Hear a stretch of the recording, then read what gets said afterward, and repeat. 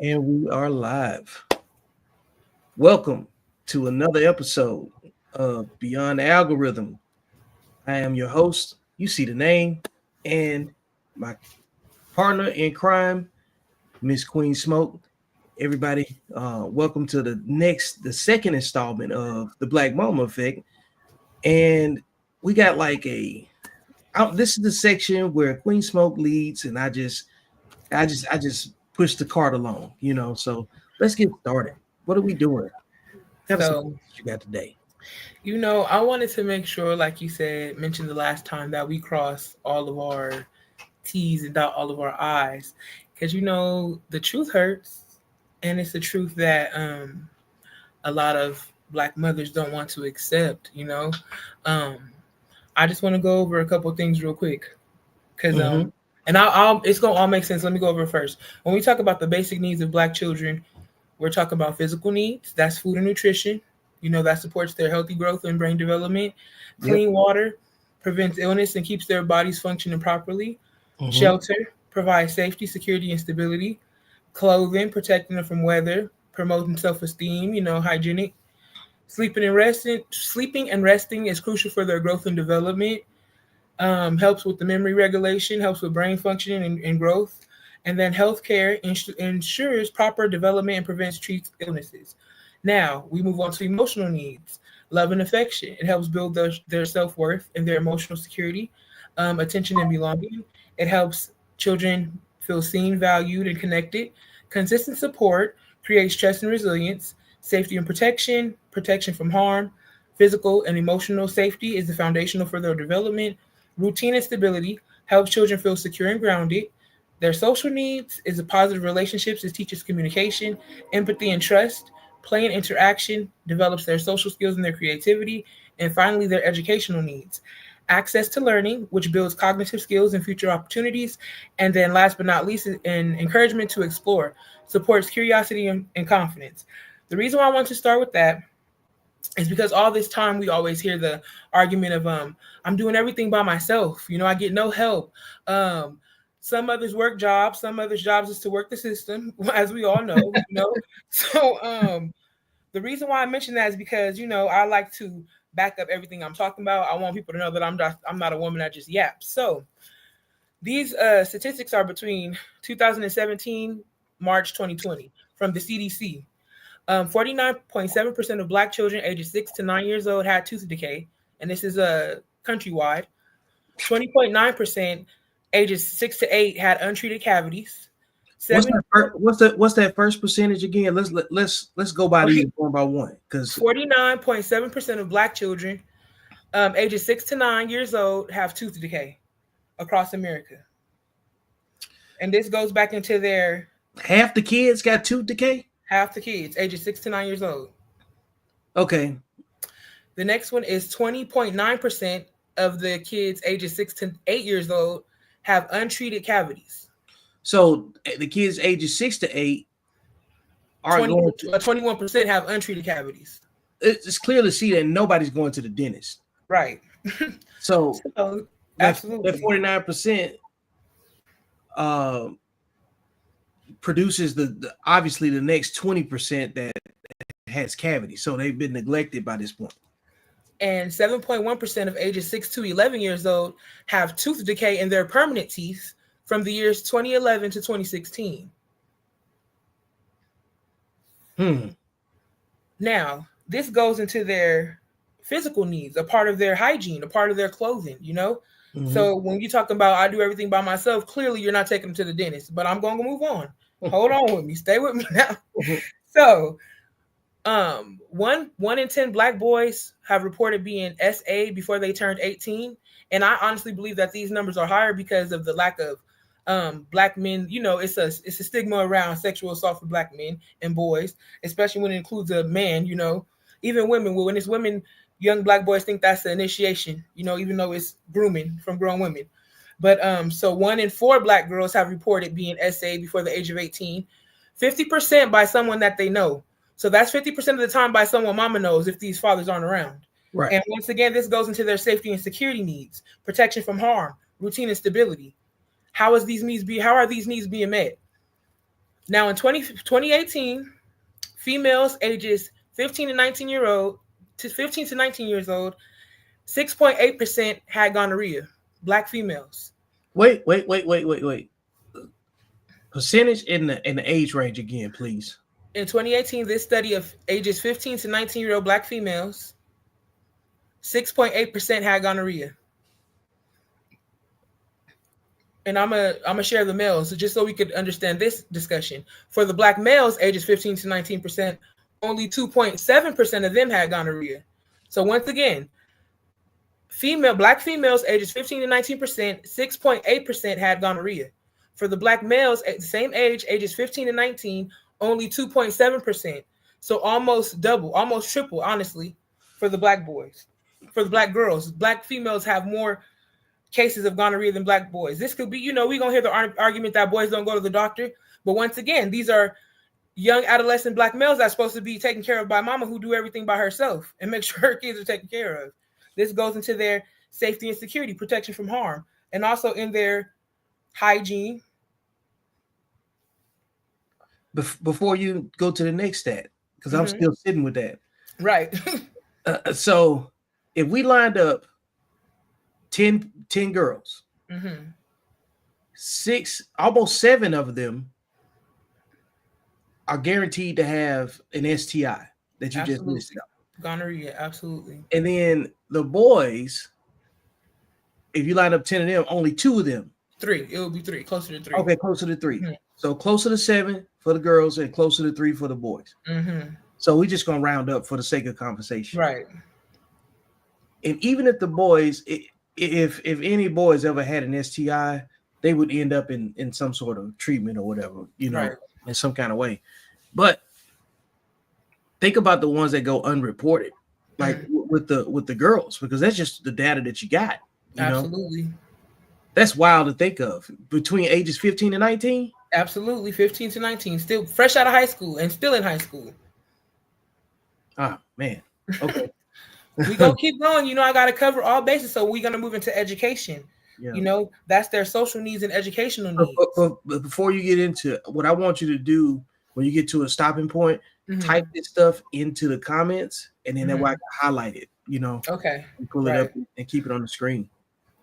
So in 2022, this is barely 3 years old, this study, by grade 4, testing countrywide, black children scored, this is in reading scores, a 199. That's way below average.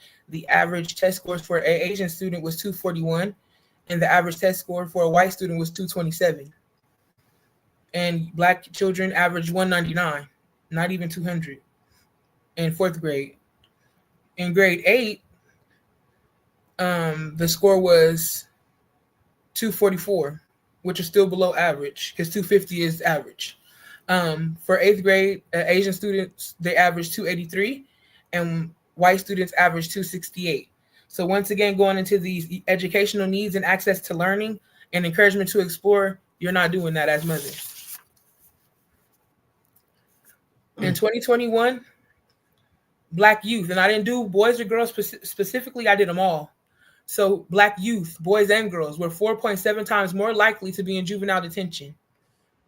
2021, 42% of all juveniles in custody were black. 42%. And I know they're going to bring in the argument of, the systemic system that we live in, which as a black parent, if you know that already, you should do your due diligence to make sure your children stay out of trouble anyways. It's still a behavior issue back at the house, home training. Absolutely. 1 in 3 children in juvenile hall right now, that's 33%, are incarcerated in juvenile detention, when black youth across America only make up 15%. The final statistic is in 2022, 23% of foster care youth were black, and 9.1% of black youth would have spent time in foster care by their 18th birthday. Almost 10% of all youth, all black youth, will have had an experience in the foster care system before their 18th birthday. That's a large percentage, man. Foster care is supposed to make up like up to like a cap. I would think a cap on foster care would be around like maybe anywhere from 2 to 3%, and 5% would be seen as a 23% countrywide. that is crazy. Mm-hmm. That's what I said. Because I just wanted to tap in because when we talk about black mamas and the physical needs of children, their food and nutrition, their clean water, their shelter, their clothing, their sleep and rest, their health care, what does most mamas always tell their children? I'm the one that bought food. I put the clothes on your back. I pay for everything. Like that's just a physical need. But Mhm. most black children's complaints are about the lack of emotional needs, the lack of validation, the lack of affection. There's so many children that never heard I love you, never got a hug, never got a kiss. The social needs, they learn the communication all wrong, no emotional regulation. And then schooling, by the time they're in third, fourth grade, they didn't gave up because who comes? Mama don't be showing up like back in the day. She's not coming to no PCA meetings. The teacher can call and call and call. She's stressed about work. She cursing the teacher out. They don't even collaborate with educators anymore. They expect the teachers to raise their children while they're at work and don't bother me when you come home. I had a long day too. You know what I mean? So it's just the truth that needs to bombard. You guys have to get bombarded with this. Yeah, you want to tell the people a little bit about your background and what you do, and why it's Absolutely. so close to you. Yes, so I go by the name of Queen Smoke, host of Air It the Fuck Out podcast. Um, I was born the oldest of six children into a dysfunctional family, teen parents, Section 8, Medicaid, Medi-Cal, Southern California bred, you know what I mean? Stomping grounds. And although we lacked the finances in my household, I never lacked love from my father or my mother. They were very young. They had six children. We had a lot of needs to be met. But I personally feel like, and you can ask each of my siblings, I don't feel like there was any kind of need going unmet in that household. We've experienced an incarcerated parent. We've experienced, I personally know, childhood sexual trauma when my father was incarcerated. Um, Experienced domestic violence in other households.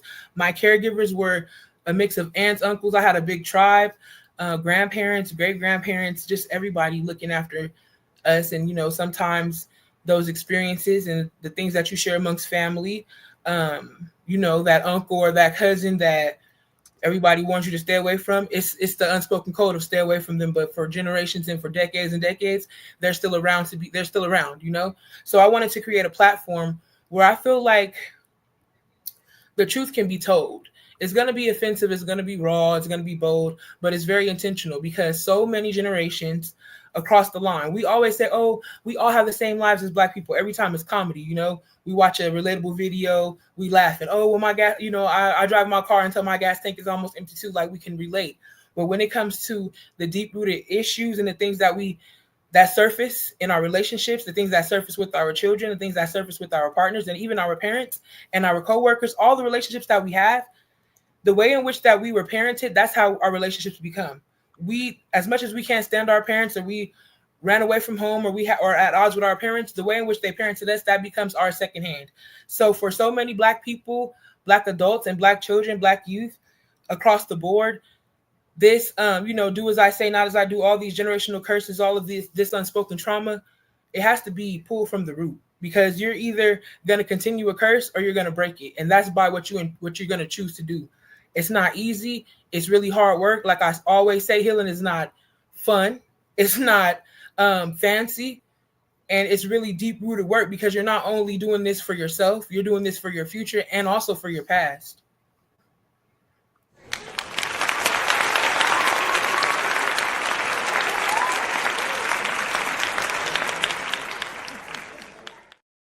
Yo, greatly appreciate the the depth and information that you give this platform and the audience. They're already getting active in the chat. What's up, chat? It's gonna be a good discussion. I already know it, and we're only 15 minutes in. So Right. so what's the next turn you want to take Okay. with this So topic? yes, sir.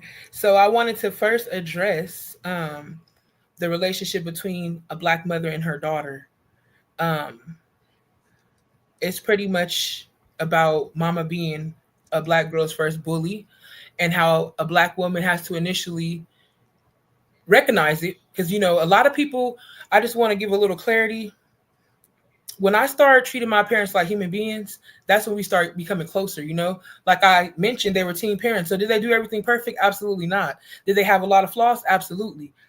Good, bad, ugly. But the things that they did change for me and my siblings, the apologies, always communicating, just especially me and my mother. So many young Black girls have told me like they envy the relationship because, like I always say, I have spent so many times across the board and family and friends and people that I cared about their households.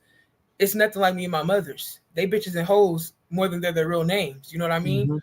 Mm-hmm. Um, so we don't talk enough about how Black mothers were their daughter's first bully. And I just want to start it off by um, giving you the question of why do you think that is? Why do you think so many Black women are afraid of mama? Because I think a lot of daughters fear their mothers from a from the standpoint that the mother probably didn't have very good communication skills. Most of them haven't healed from, like, every mother's a daughter. And all the Right. daughters have been treated the same way. So they've just been programmed through verbal and psychological abuse, and mental control. And all they do is hand off generational narcissism. Right. So, like, there was some clips with on Ayala Van Zant Fix My Life with Lisa Ray, her mama, and her daughter, and all three of them the same one. Right. Because somebody, because of extra romantic relationships that went in place of the parental relationship, because they were trying to maintain, they was pursuing more of a lifestyle than anything. And I personally believe that anyone that has that type of outcome with their kids, it is generally a bad parent, because if you focused on anything else other than just making sure that your kid is a great communicator and and can protect themselves, you're just being a bad parent. Right. Okay, it's a lot of mothers that they love to come at their daughters with the phrases like you fast, policing what they wear. Right, grown women that Mhm. said I can wear what I want, but when you Yeah, mention you that's the same rules don't apply to your daughter. Which I'm grown. yeah. That's the cop out. Or stop switching like that. When a man comes, put some clothes on, things like that. The same women that um advocate for the twerking, advocate for the nasty music, advocate for the sexualized and hypersexual lifestyle. But as soon as the daughter starts um growing up, they sexualize their own daughters. Those thoughts don't even be in these little girls' minds. You know what I'm At saying? all. Hmm. But why do you think that is? Why do you think that Black women see their little Black girls, innocent Black girls, as threats?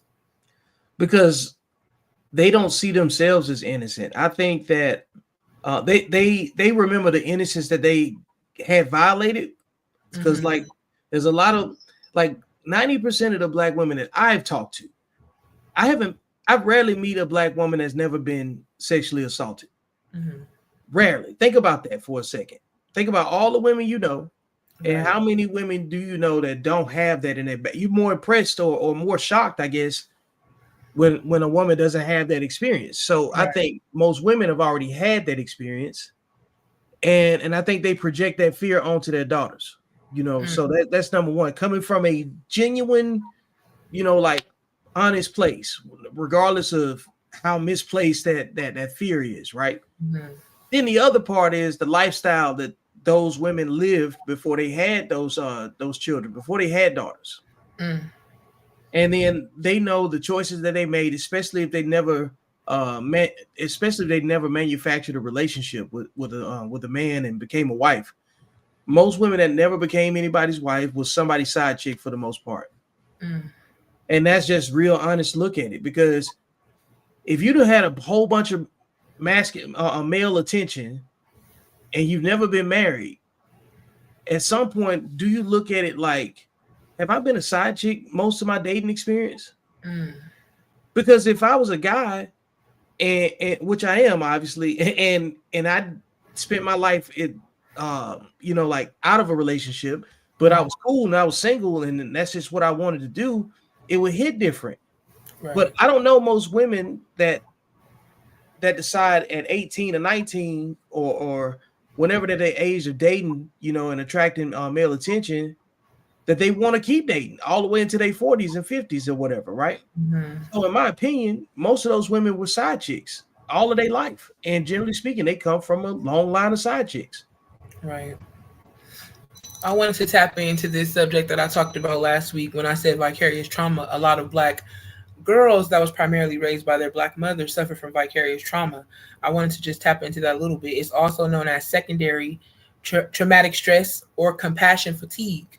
So it's the emotional and psychological distress experienced by individuals who learn about or witness the trauma of others.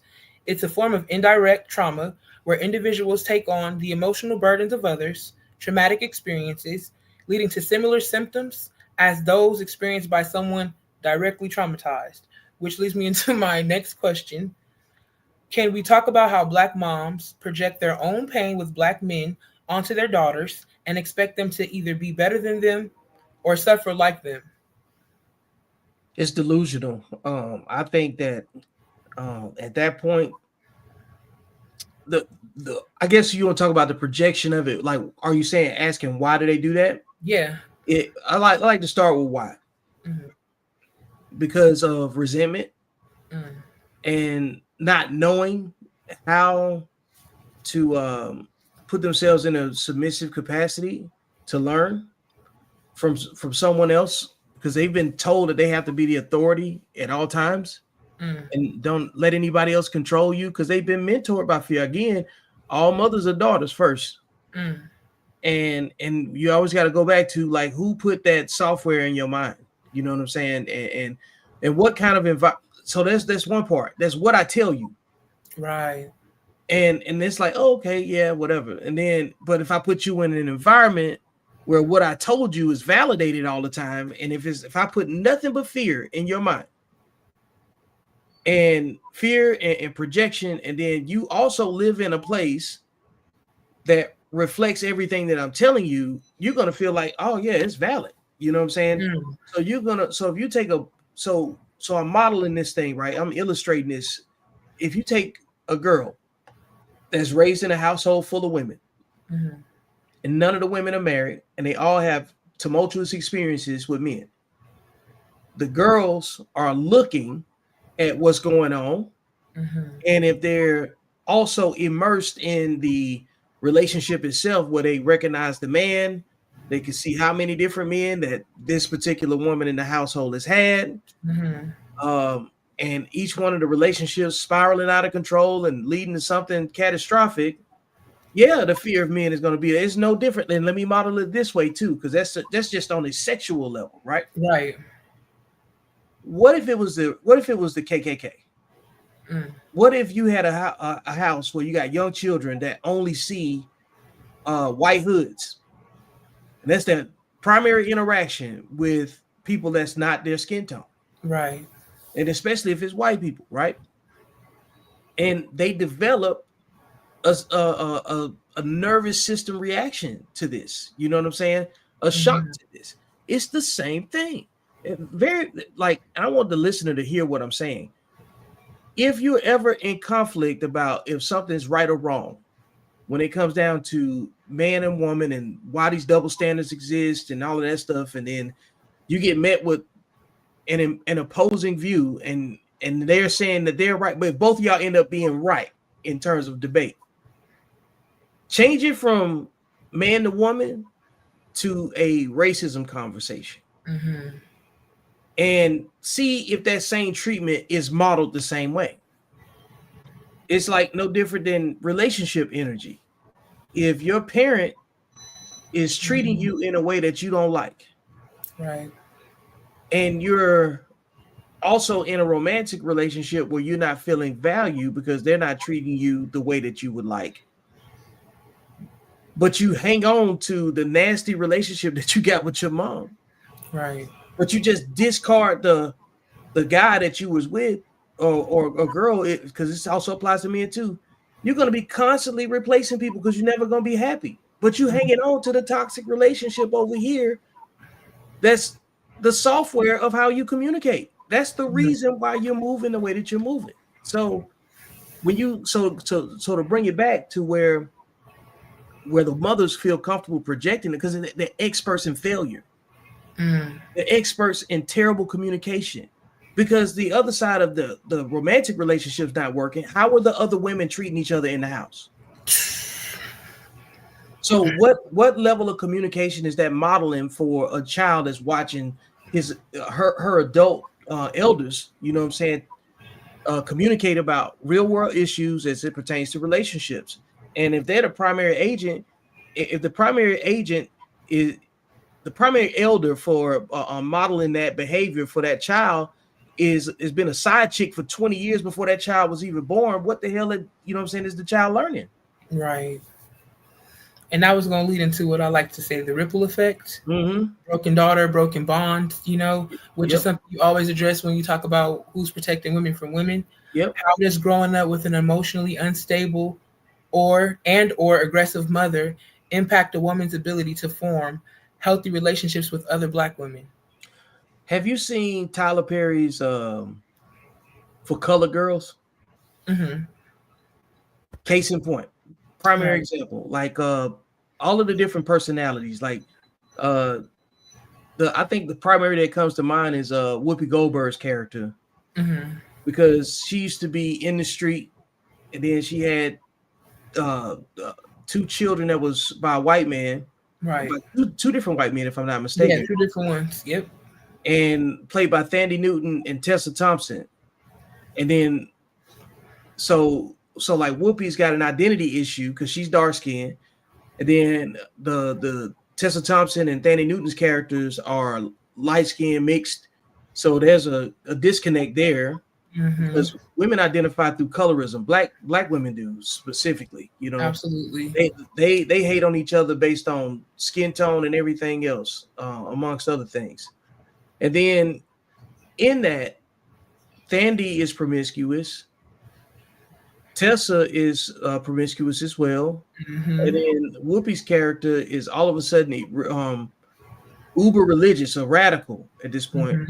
She's unhinged because it's easier to give it all to God than to deal with the actual problem of behavior that she's already programmed into her girls as the mother, and not to mention the identity issue that go along with it, right? Because their fathers are white.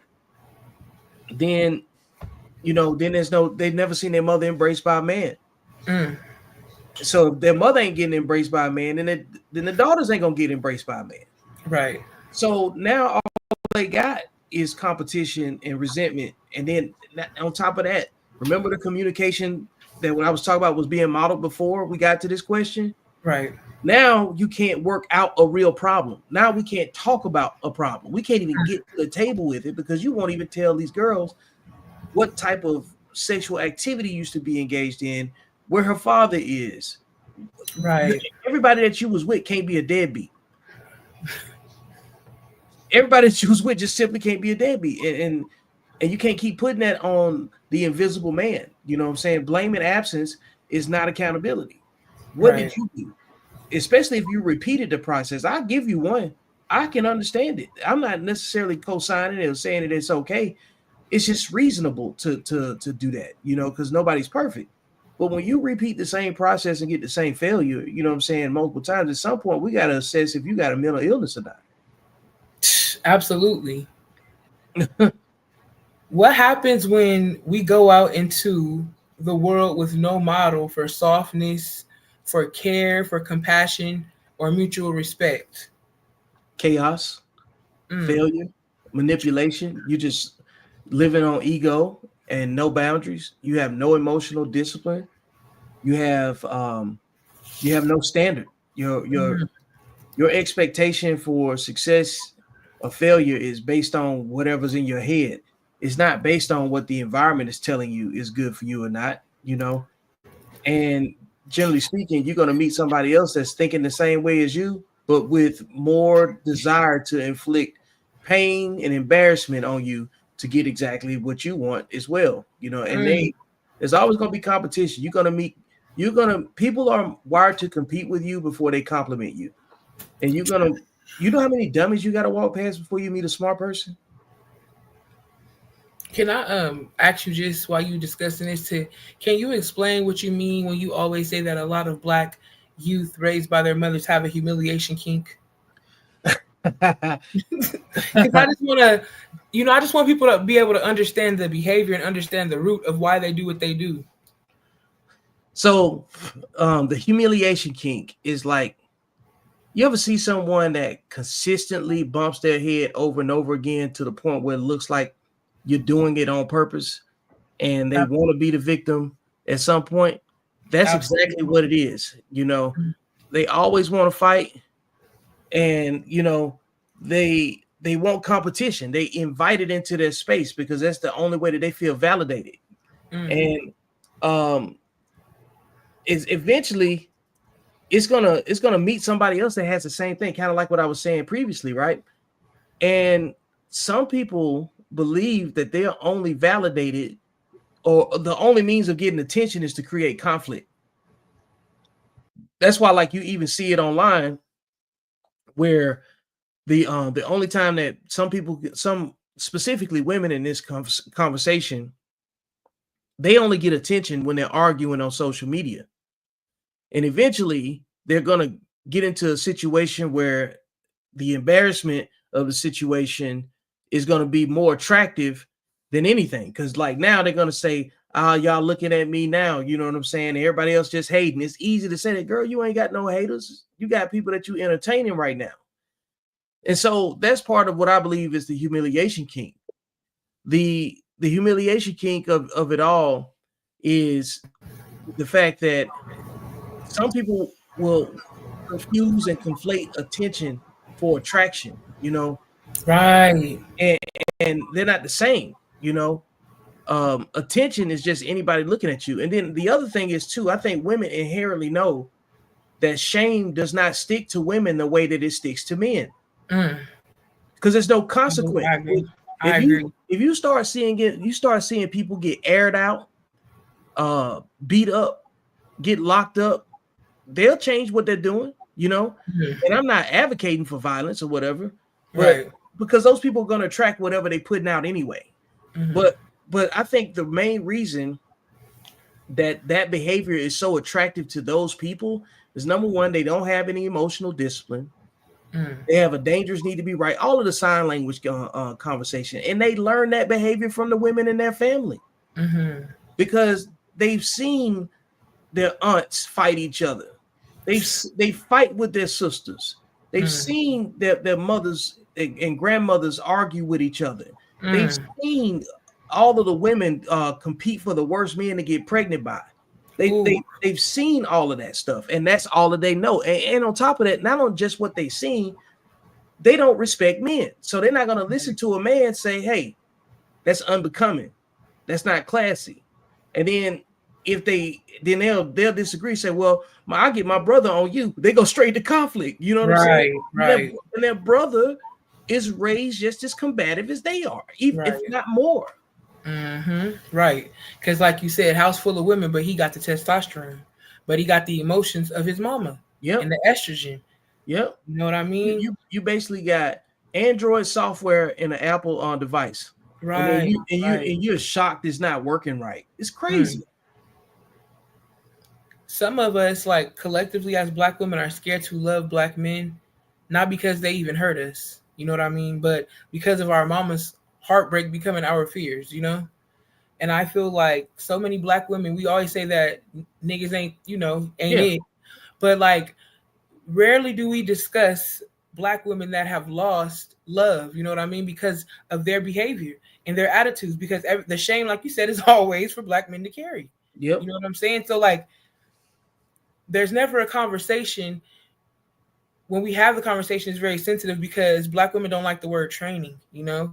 But when you are in a relationship, like I said, when you train for a fitness competition, or you train to change your body or to gain weight or lose weight, nobody minds that. When you start a new job and they train you the way that they want you to work, it's okay. But when we talk about relationships with black men and black women, and since it's always so abuse related and victimhood, of the black woman's experience that most have heard, we don't give any credit to the good black men that got away, because I mean, if those statistics from earlier, We know who's doing a little bit more of the thrill seeking, you know?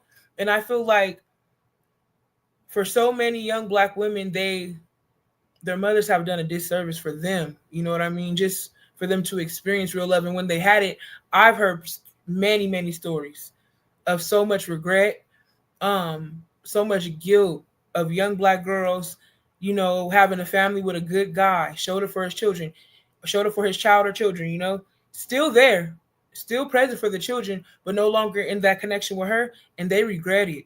They say, you know, he's married now, and I'm still hopping from man to man. I was the best person of my life. I've heard it so many times. It's in my comments, you know, it's in my DMs. The story is the same. But when we as a collective, want to talk about mama, it's taken as a stake to the heart, you know. How dare you? But it's like, if mama chooses and mama says her body, her choice, you have to deal with the consequences of what you produce. And a lot practice parental alienation.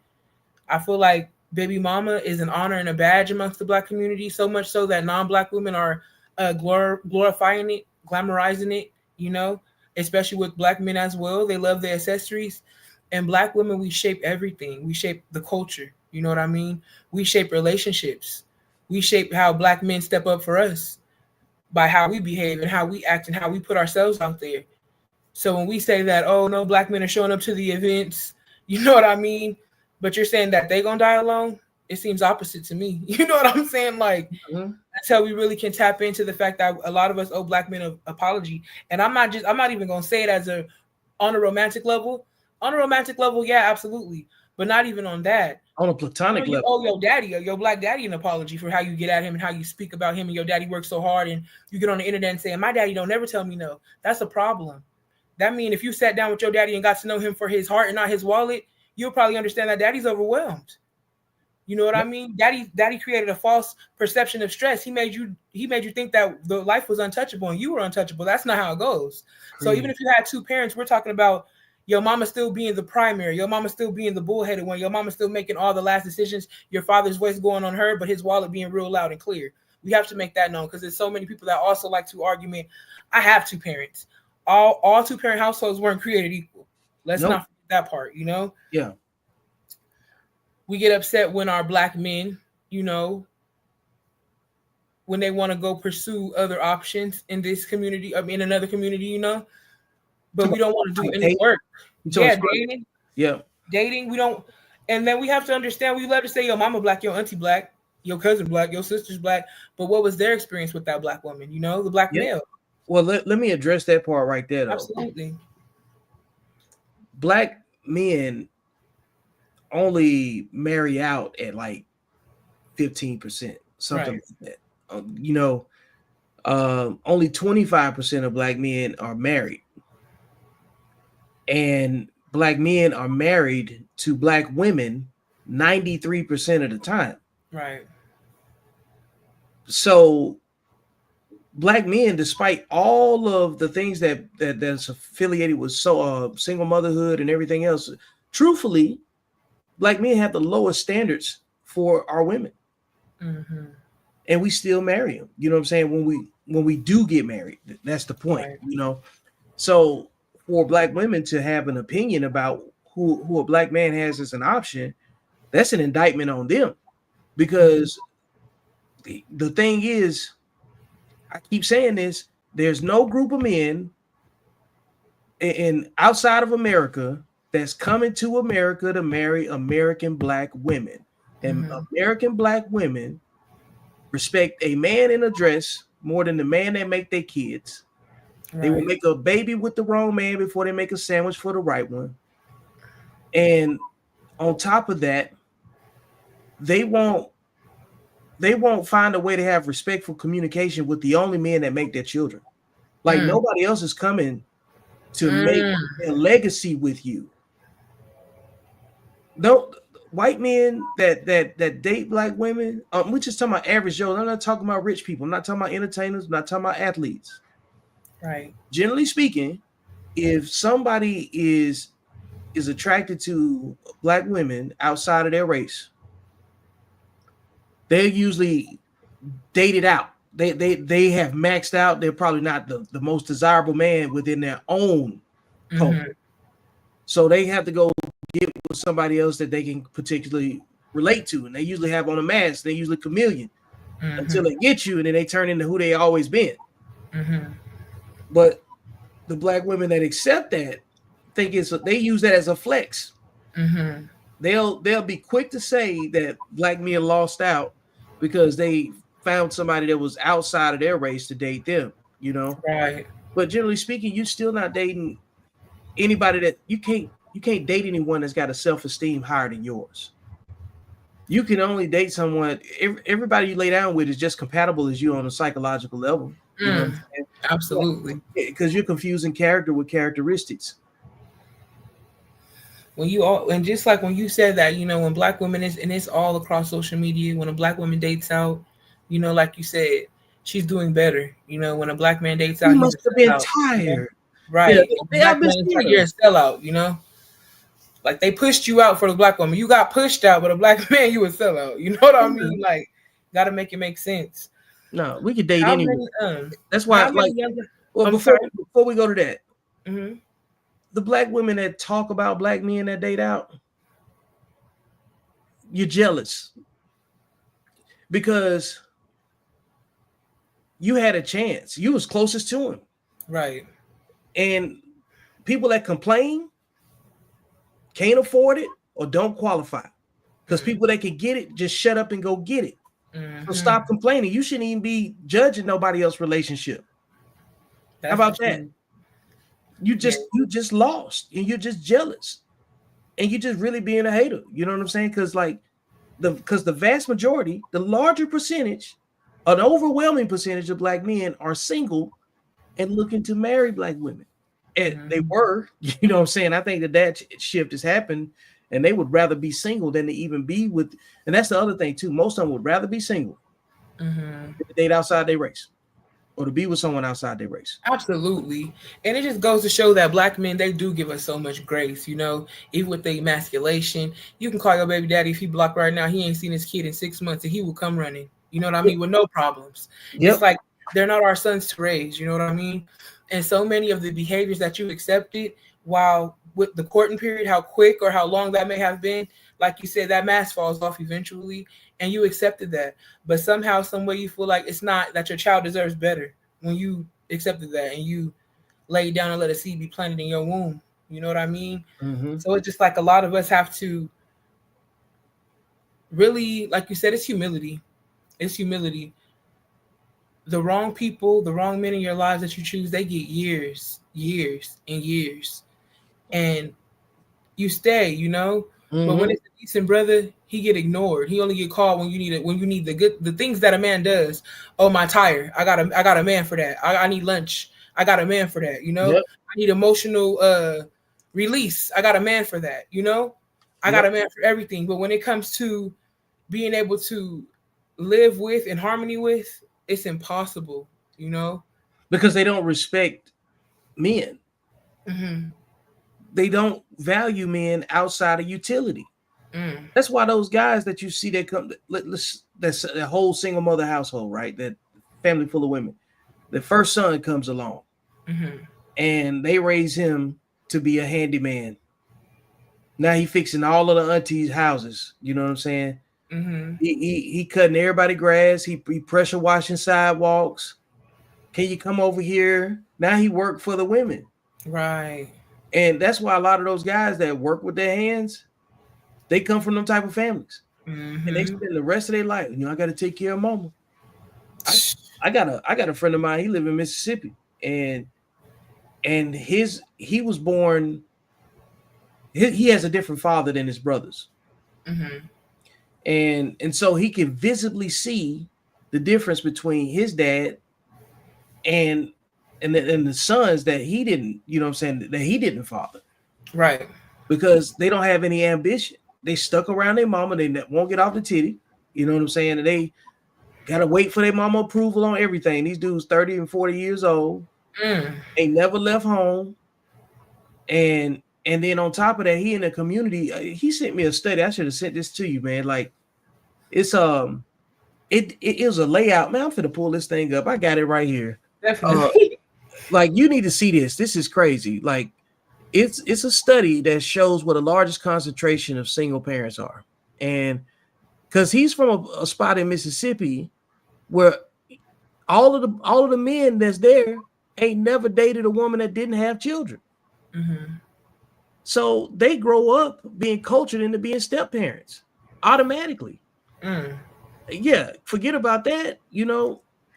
Like it's it's crazy to even think of. And I'm pulling it up now because this it was very very insightful to me, and I hadn't even uh what I'm saying, really read into it, but I think that was a great time to pull it up. Right. So here we go. Come on, screen. All right, here we go. Let me get this little knickknack out the way. All right. Percentage of babies born to is this thing showing up pretty good? Yes, I see it good.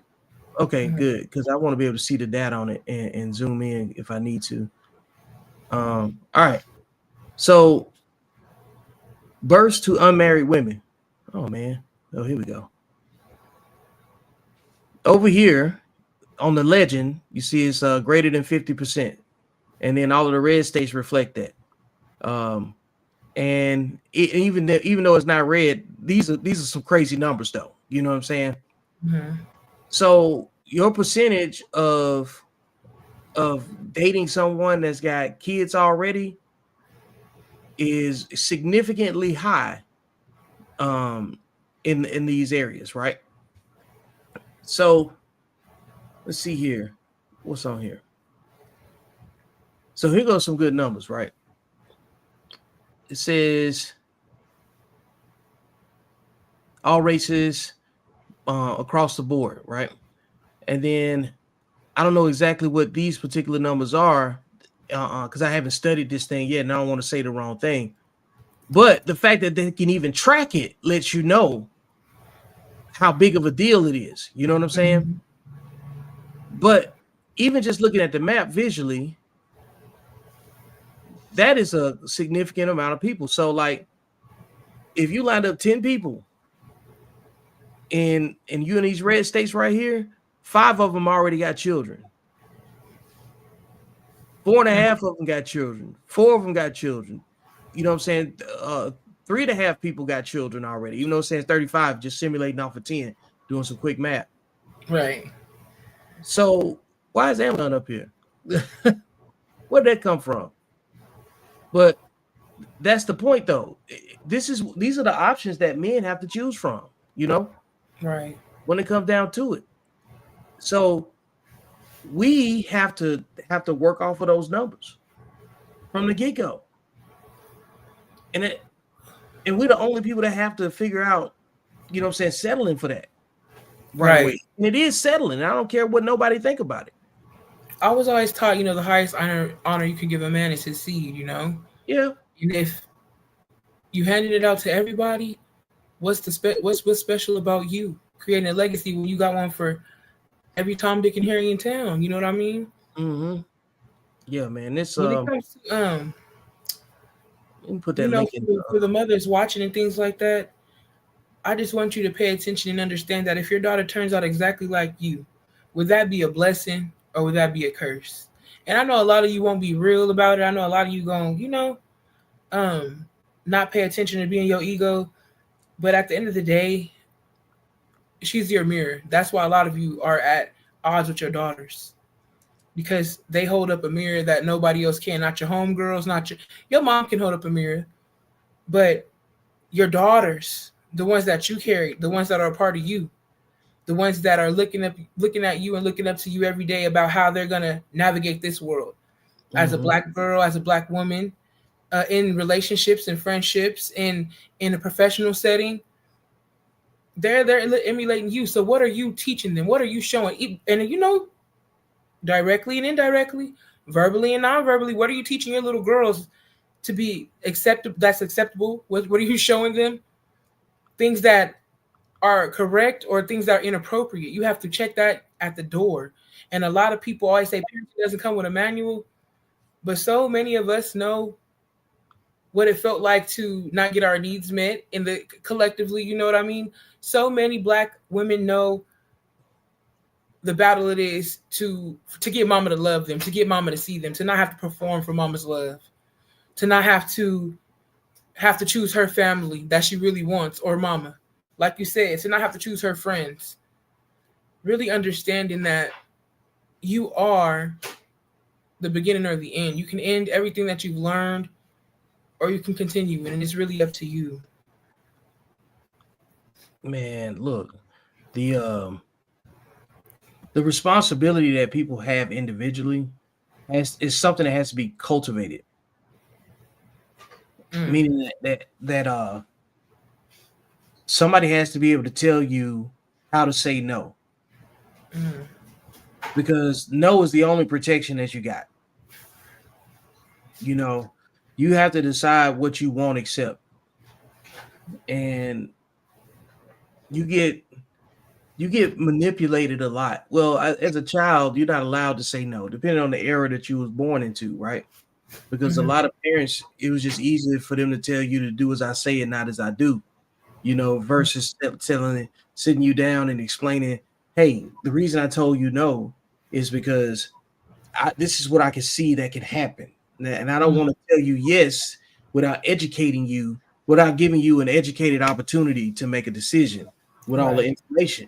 Because if it's important to you, I want to be able to help you with that. But it takes a lot of maturity for a parent to sit down. It takes a lot of maturity for adults to even do that. And adults ain't even doing it. So trying to do that with a kid is going to be something else. They'd rather tell them babies come from the stork. You know what I'm saying? Than to tell them, hey, this is what it looks like. You know what I'm saying? Between man and woman, this is what they go through. And what they don't tell you, they always show you, like on them old cartoons, they show the man and the woman hugging each other, and then before the end of a 30-minute episode, it's a baby. You know what I'm saying? Right. Sorting and drop them off as a baby in a basket. You know what I'm saying? It's something at the doorstep, and then you got some kind of chaos going along with it. Like I remember that episode where Bugs Bunny was playing a baby, and it was two gorillas, and then the female gorilla wanted to keep Bugs, and he was like, right, he's been cheating. He's like, I did but it's so bad. But all this stuff is just programming. You know what I'm saying?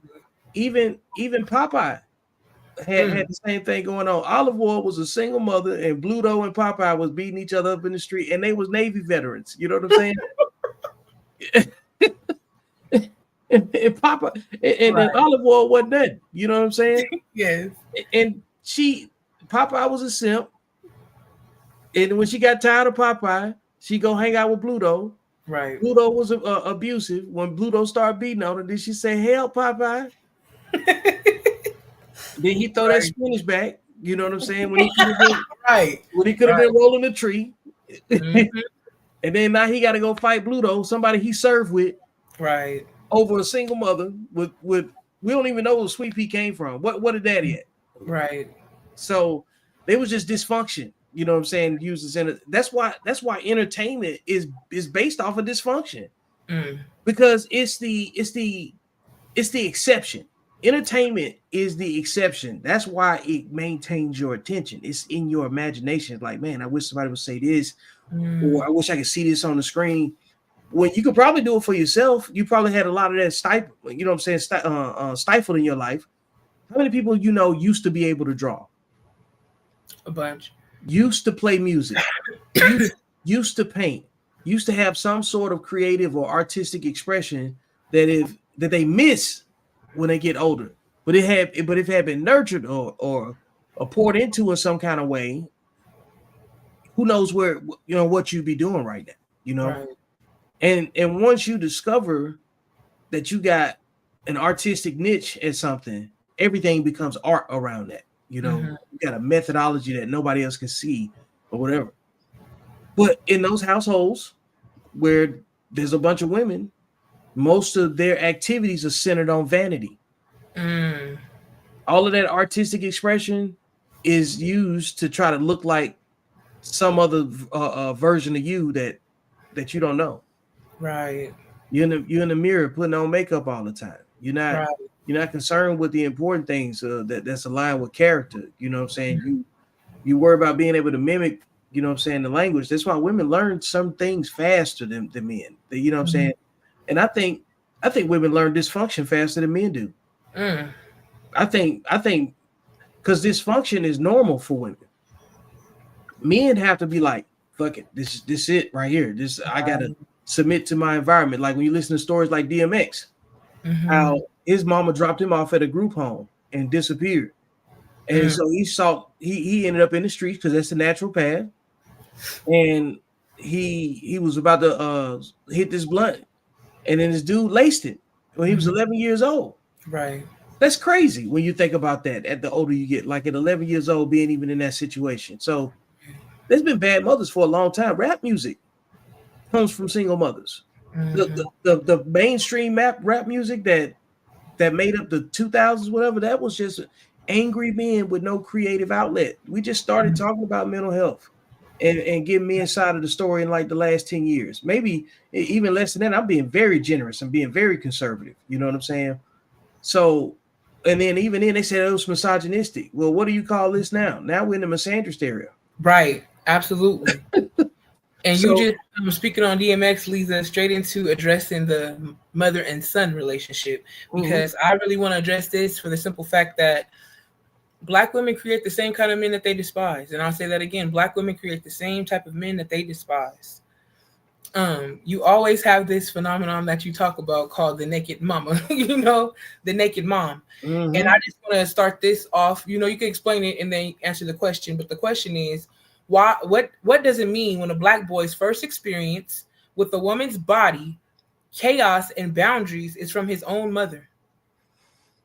Man, I got a video example right here. What do you know?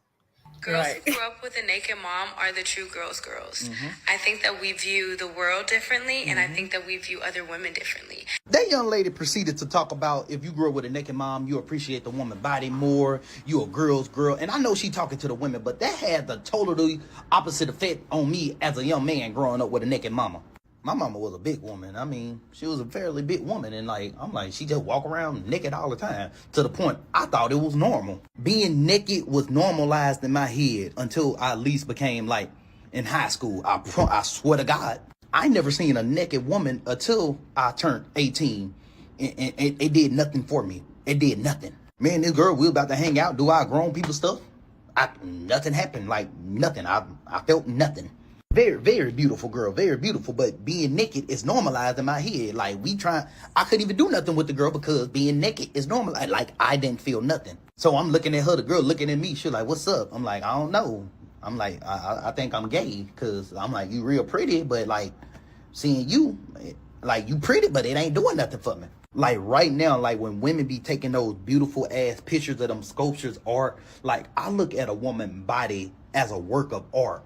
And art do not arouse me. Like, so whenever I look at a woman, it's like I'm looking at a painting. And like a painting do nothing for me. Like she's beautiful, but like I like words. I like words of affirmation. That gets me going. So, Mm-mm. So my you think question: I'll be why making do things up? some Black mothers walk around naked in front of their sons, talk to them like little grown men, call them my little man or my king, or never allowing them to really be a child? Is it projection or emotional grooming or a little bit of both? All of it. Mm. I think if we believe that single mothers sexualize their daughters, they definitely do it to their sons. Mm. I think that the first female predator that boys encounter is those boys that's raised like that. They don't even know it. They've been so they're really being groomed, Right.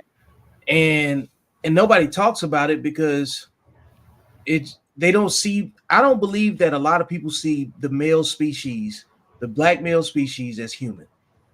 Let's just Mm. call it what it is. You know what I'm saying? If people were treating animals the way that Black men get treated as boys, Peter would be all over us. Right. Absolutely. I mean, when you think about it, it's that lack of protection. The it never goes away. Black men are victims of that also, you know, Mm. and it starts from it starts from a point of lack, you know, Mm. and trying to, you know, like you asked that question before, about redemption or reflection. Mm-hmm. It's a redemption, and in redemption is grooming, and Right. all because the woman fumbled with the relationship that she had with that particular man. And Mm-hmm. then, because like think about it, right? If she likes that the father of her son, she grooms him. If she Mm. don't like him, then she raises a resentful tyrant. She hates them. Absolutely. And I have the perfect example for that. Um, Boys in the Hood, Ricky and Doughboy's mama. Yep. That tells you perfectly the same thing you just said. They're dynamic. Doughboy's Mhm. the oldest. You know what I mean? You hate him. You don't like him. He can't do nothing right from the very beginning. All he got was you're not shit, just like your daddy. You know what I mean? Mhm. Very disrespected as a child, and so many black mamas feel like their child don't deserve respect because I pay these bills and I do it on my own. You know? Baby boy. And, right. And when it's with Ricky, you know, like you said, I feel like it was love there because he got treated a different way from the same woman. You saw the same woman soft and hard in the same house with two different children. You know what I mean? Mhm. Because of her relationship with their father. And I Yep. want to go into the using sons as emotional partners. How many black boys were raised to be the emotional support for their moms instead of being emotionally supported by their moms? You know, that that's the product of, I think that's reflected mostly in current dating culture, you know. Mhm. Um I think that a lot of the problems that women talk about they have with guys come from the same demographic. Like all of these Mhm. people are raised the same way. These are the sisters and the brothers that was raised by a single mom, Mhm. by and large. And that being that emotional comfort is what makes a lot of these guys pursue toxic women, because Mhm. because the women that they pursue remind them of their mothers. Right. That's just it. Just like that guy was talking about, you know, him seeing his mama naked or whatever. A lot of things are implied that he's talking about. You know what I'm saying? Like it could do a couple different things, right? Your mother's behavior can make you completely divest from black women altogether. Mm. Can you repeat that? Because your mama black. Your mom, your mom, your mama can can behave in such a way that will turn that boy off from all black women. Mm. If because if he grows up dealing with a combative black woman that never ever finds a way to cultivate respectful communication with her son, then you're setting a template. Like Mm. everything that black women are, it comes out of the sons. Right. Because the women don't see themselves as getting old. Black women never see themselves as getting old. Right. Right. You know, they just see themselves as younger versions of themselves the older they get. Like black women spend their life trying to be grown, and then just to live long enough to become a irresponsible adult again. Mm. They fight to become um, kids again, so to Yeah. speak, to legitimize their immaturity. You know, Mm. I do what I want to do. You know, that nobody can check me. You know, that Right. whole Right. mentality. Like the older they get, the Who gonna less check me, mature. boo? Who gonna Who gonna check? check me? You know what I'm saying? And then we can Oh. fight about it. We can pull each other weaves out on camera. Mm. You know what I'm saying? While wearing the least amount of clothing in the worst environments. Mm. Why do so many black mamas confide in their sons with their about their love life, about struggles and heartbreaks. And then also, I want to ask: is this the reason why when Mama finally get a man, her son has all that anger because the boundary has been crossed since he was so young? Yep. I mean, case in point, the movie Baby Boy explains that perfectly. Like, there's been graphic think about how dysfunction, again, entertainment is designed to capture dysfunction and imagination. Right. Because all of this stuff is what entertains us. You know what I'm saying? Like, if you really condensed a lot of these movies that came from the 90s down to, if you had 10 to 15 minutes, it'd be a Jerry Springer episode. It'd be a Maury Povich episode. You know what I'm saying? The dysfunction that is also legitimized entertainment is rooted in truth. Because again, like we said on the other episode, a lot of the times that behavior is approved.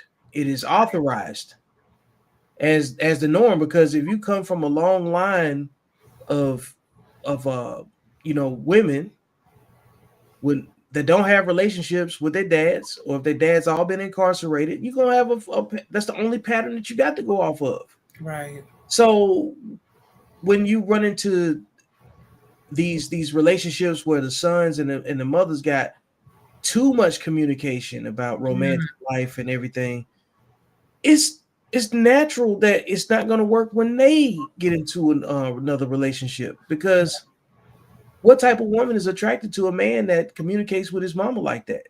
And generally speaking, it's only going to be a girl that feels like she can control the man, right, and get him to do whatever he want to do. Won't tell her no, because he's so busy trying to tell his mama yeah to everything. And that's why these guys end up being handymen in the family for life.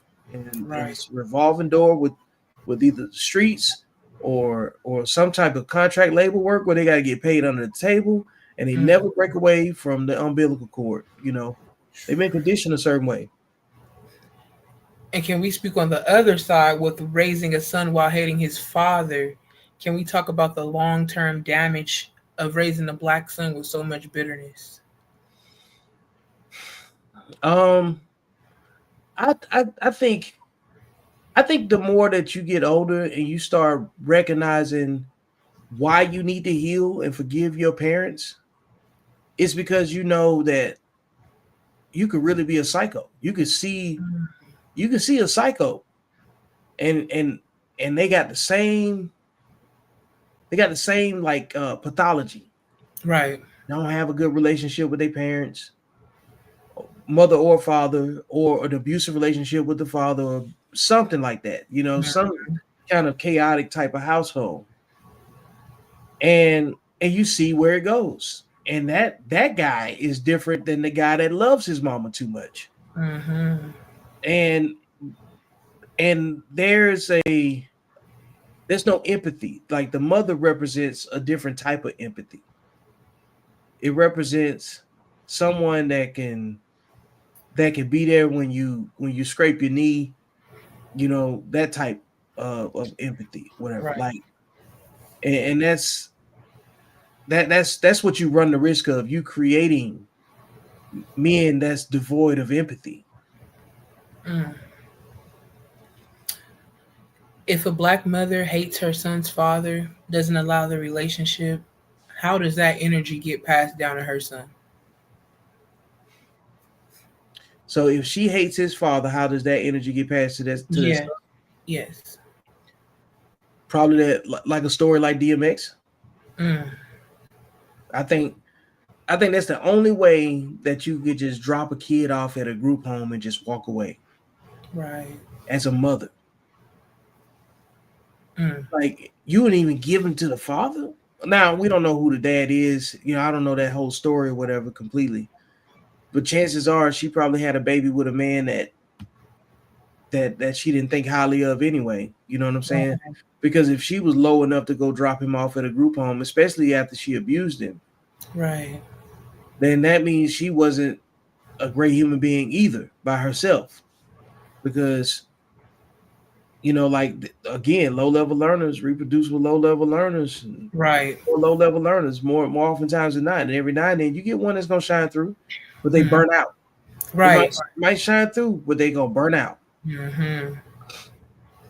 Is it fair that so many black boys are paying for the price of their father's mistakes and mothers? I'm not going to leave anyone out.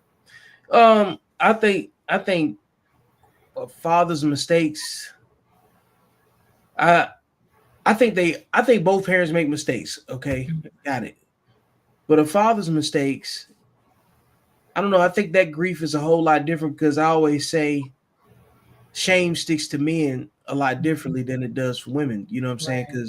Because men, do a lot of pew pew in themselves. You know what I'm saying?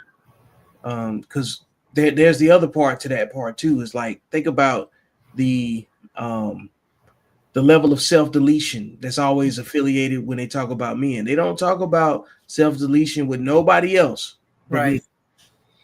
Right. Not at the same rate. And you know, I think a lot of identity crisis goes into that factor too, because the pressure to be masculine is way different than I can't even really put it into words for a woman to even understand it. You know what I'm saying? Because our relationships are few and far in between for the most part, unless you've done something in a community, meaning like you got a hobby or activity. Men don't make friends without activities. Right. Right. Think about that now. So we have to have activities. Um, so that grief,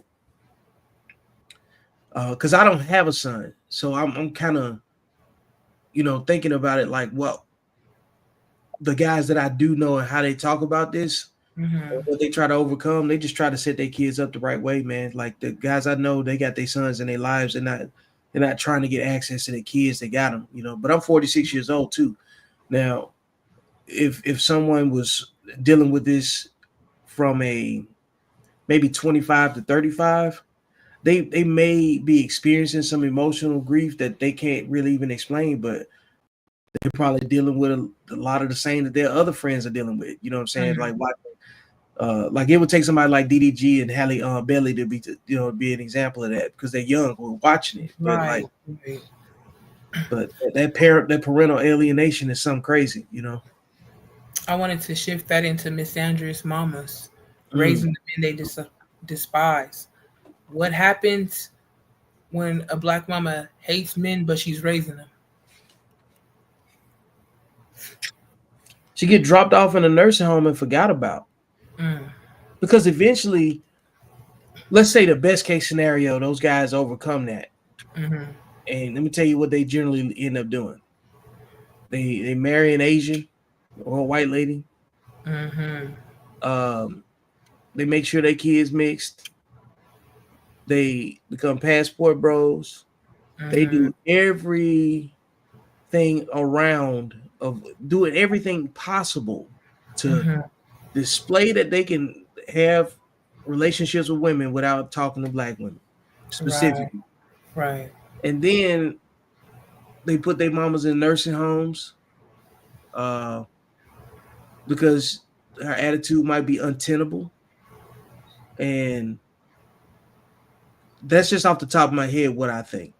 And I was about to say for the other boys, like you said, that's the best case scenario. For the other boys, how are these boys growing up to resent black women, avoid accountability, and destroy their own families?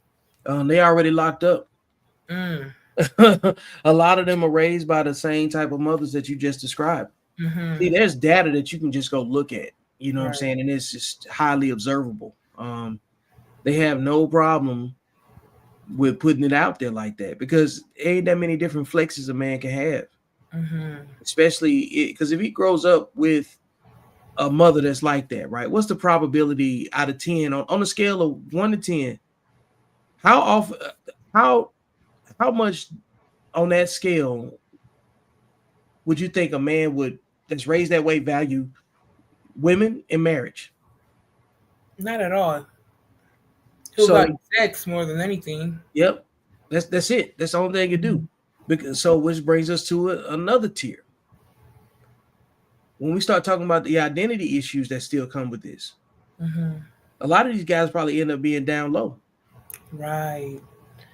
And that's so crazy because a lot, like you said, this household, and you spoke on it a little earlier about how a black boy can take on those emotions and all that estrogen in the household, and he's physically male but emotionally female, you know? And there's also black boys that mama's such a misandrist and hate black men so much he don't want to be one. You know what I mean? We don't want to discuss that. It's very touchy, you know. But I have a theory, you know, that mentally a lot of black women are buck breaking their boys, you know? Yeah. Look, I wrote a post and I put buck breaking in there. Mm-hmm. In fact,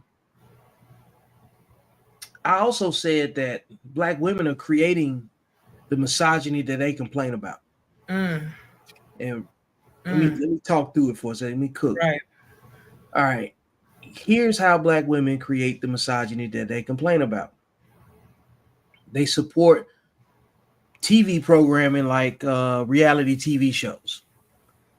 And that's where you get your saucy Santanas from. Mm-hmm. Those men that are wearing a feminine presenting costume make women comfortable. Mm-hmm. But typically, what they're really sending is a message that they can be a better woman than the one that raised them. Right. Because again, when I say when things don't make sense, when I'm saying sex wise, right? Let's flip it over to racism, right? Right.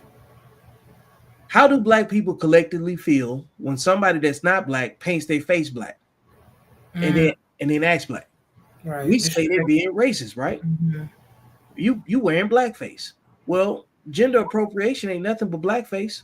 Mm, So now you got what's more misogynistic than a man that's not a man? When a man that's not a woman dresses as a woman, calls women bitches, disrespects them with the terminology they use, and then the mm-hmm. women also embrace it as well. Right. Mm-hmm. And then on top of that, you support the alphabet community because heterosexual men are not responsible for supporting that community. Right. So you got to take all of us out of it. And then on top of that, when we're not support because we don't support it, and they still call us gay. They use gay to describe black men that don't like what they think. So Mm, you say you support the LBGT community, but you use gay as a slanderous term to men that don't like you. right. So imagine again going from race, I mean we're going from sex to race. What if your white friend decided to use a racial slur to someone else, but the racial slur was associated with your ethnic group, Mm, and they say, "Oh, I'm only talking to them." right. You'll be like, "They got to get you off the island." You know what I'm Right. saying? Right. Right. How did you get in here? I want to pivot towards the rise in domestic violence homicides, Mm-hmm. where 50% of these homicides are you firearm is used.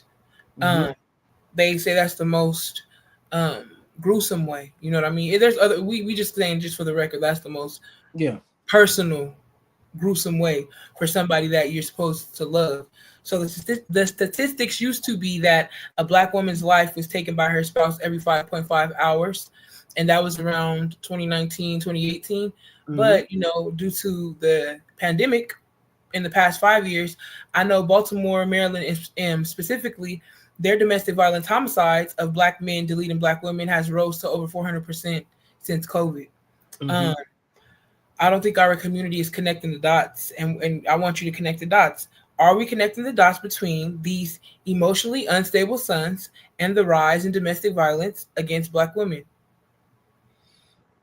I think we are. We just denying them because, Mm, like, because I give you a good example of that. Women will say, "I'm tired of all of these effeminate black men," but they raised them. mm-hmm. So you know where they come from. Or you don't think that the son that you raise is effeminate. But see, you're trying to measure his level of masculinity from what you would respect.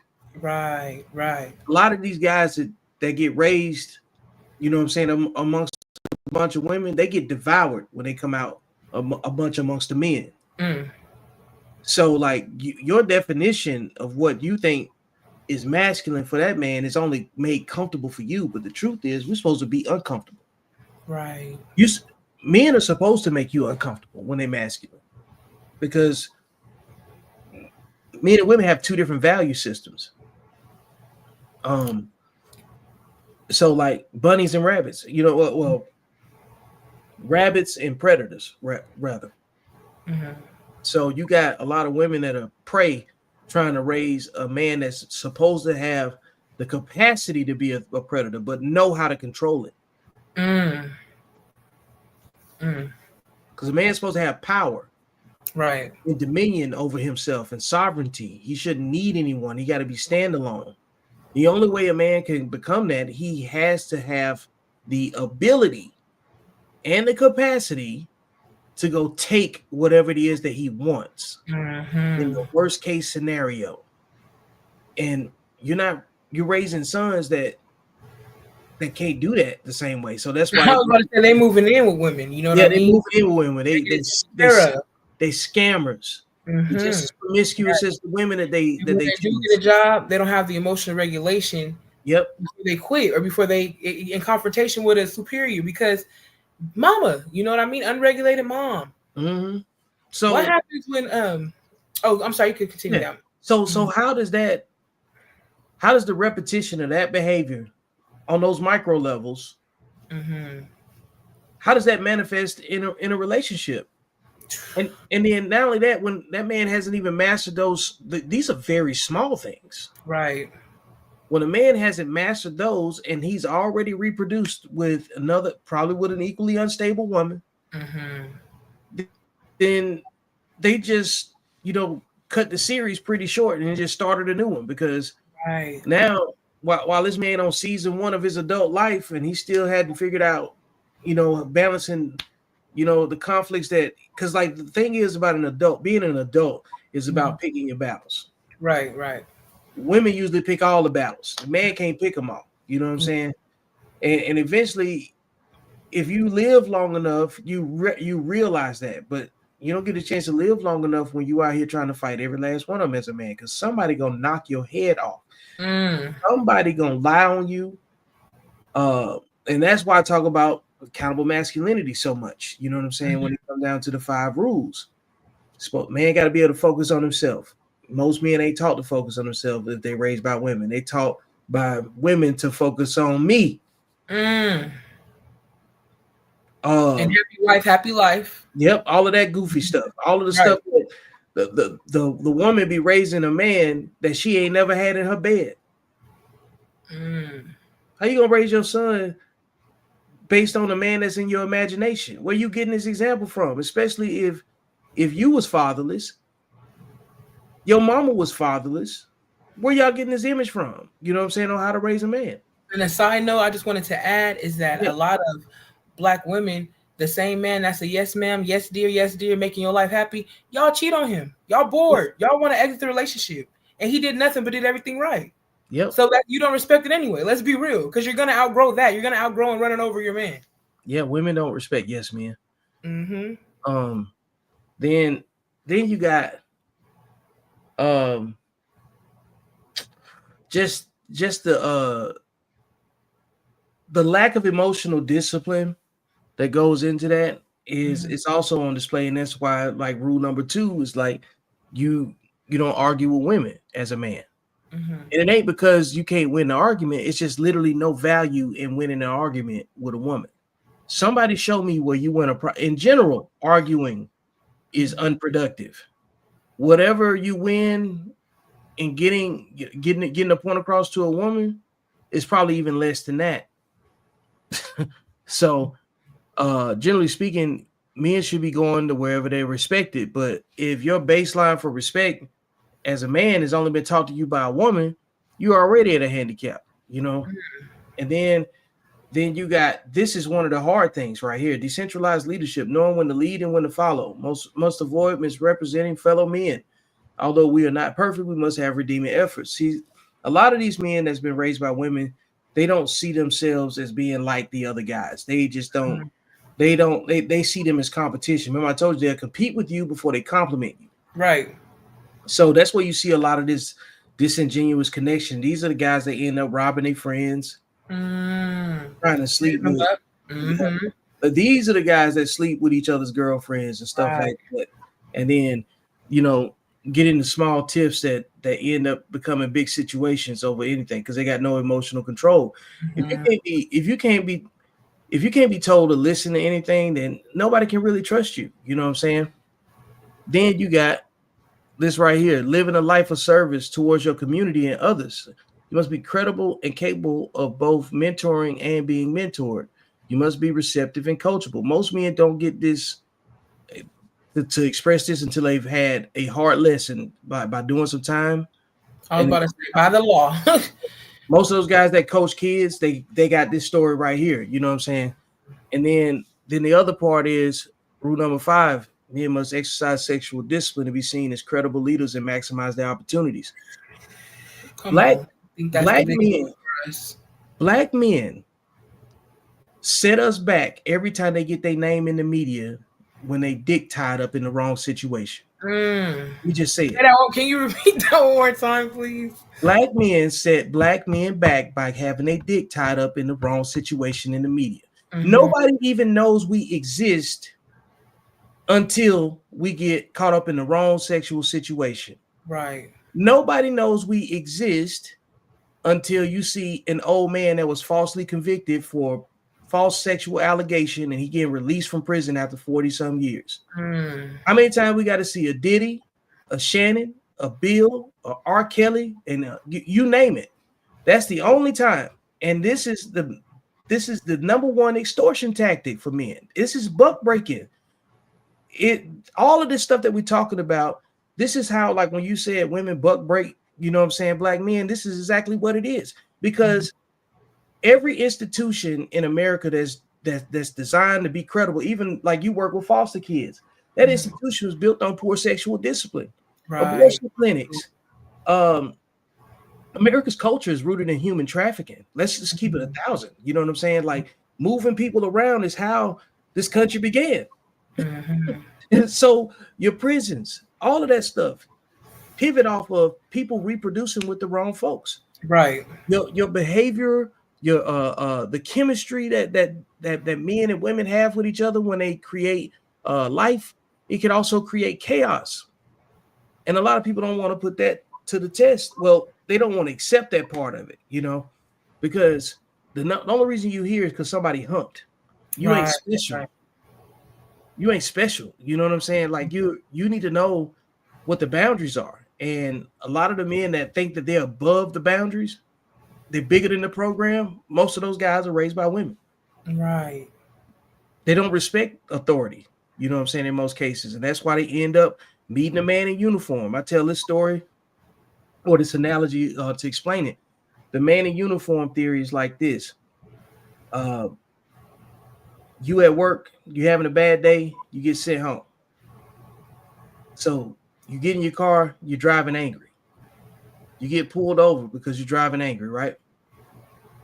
The cop pulls up. You're in cop's in uniform and you in uniform. You got on your little AutoZone shirt, your O'Reilly's or whatever it is, right? Come over to the door, license registration. You still pissed off because of why you driving angry, right? You got two things. You got a choice you can make. You can make one or two decisions. You can make a disciplined decision or an undisciplined decision. You can't make them both at the same time. You choose the undisciplined decision. So you doing this. You went from doing this to go ahead and put your arms behind your back. Right, right. Now they done slap that jury on you. The man in uniform. You still in uniform too. Now you don't work there no more because you got fired and sent home. Right. The man in uniform walk you to the back of his police car. And then the next stop after you get in the back of that car, there's them 2 garage doors coming down and you getting fingerprinted. The man in uniform that took you in there hands you off to some other men in uniform that fingerprint you. They're going to tell you to take that work uniform off and put this orange and white uniform on or whatever color designated in the facility. You're going to strip butt naked in front of somebody. You're going to put their uniform on. And guess what? You're going to go into general population with somebody else with the same uniform on. And guess what you still going to have to do? Listen to somebody else that's already in there. Absolutely. So the man in uniform is always present. Like, I don't care if you live your life not having men in your life, even as a boy, right, being raised, like you can listen to what they say. They're like, I don't fear nobody but God. So you ain't never had no dad in your life.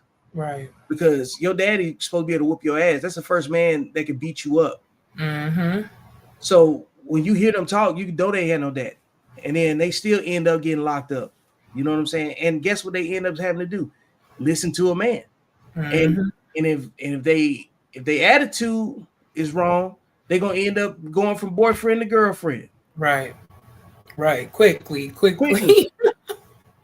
So what happens when a black man never learned healthy love from his mama?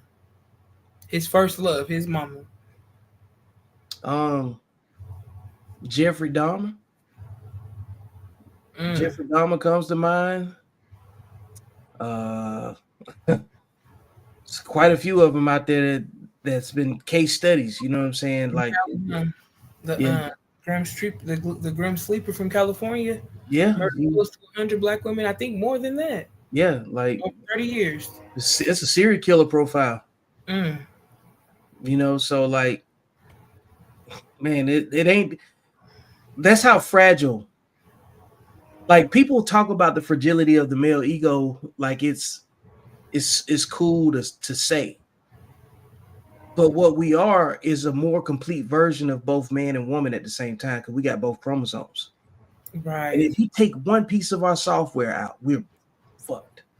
And we might have all the other characteristics and be presented very, very well, but we are dangerous without the right type of compassion, the right type of nurturing at the right time in your life. It's so weird to me how people can go, because we're not better than animals. And I ain't talking about me, I'm talking about the human species as a whole. Right. There's a series about orcas in SeaWorld. You ever heard of it? It's called Blackfish. No, I gotta look that up. Man. So do you know what platform? So is anybody watching? I think Amazon Prime or either I think it's Amazon Prime. Okay. But Blackfish tells a story about this about SeaWorld having this killer whale or orca named Tilikum. Tilikum was taken from his mother after birth, and his mom was in a tank just screaming for days. Now, what people may or may not know about orcas is they stay in the same pod. The family grows with grandmothers, mothers, aunts, and the grandmothers train the children. Larger males secure the perimeter, and the women do all of the hunting, or the females in the pod do all of the hunting. So they have a brain that's bigger than they have the largest mammal brain in the water, and it's nothing hunts it. Right.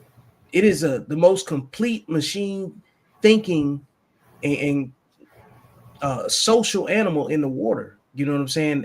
That is also an apex predator. But anyway, Tilikum gets separated from his mom. He grows to a ginormous size. They ship him around from different SeaWorld parks. And because the reason he was getting moved around, just like human trafficking in prison and everything, because this is why I'm modeling this. You got to watch this documentary. You'll see everything. I want to watch it tonight. Every place he's getting moved to is because he's attacked the trainer. And then he finally gets to one place where, because like what he would do is he would learn the pattern of the trainer that's in the water with him. And then when he finally get bored, so yeah, I guess I go ahead and eat him. You know what I'm saying? And then he ate him, or he wound him, or drowned him, or something. You know what I'm saying? And then the conditions that they was keeping him in between acts, he was a larger size, you know what I'm saying, orca. But they was putting him with orcas from other places in the world, just similar to foster care. And the females that they would put him with would beat him up. They would bully him. So he's separated from his mom, training with different trainers that's just using his talent. They put him up at night in a smaller place where he should be swimming in the big ocean. The females that are smaller than him are beating him up. And then he got to repeat this process over and over again. So eventually he does something to try to break free, you know. And then there came a time where he snapped in front of everybody.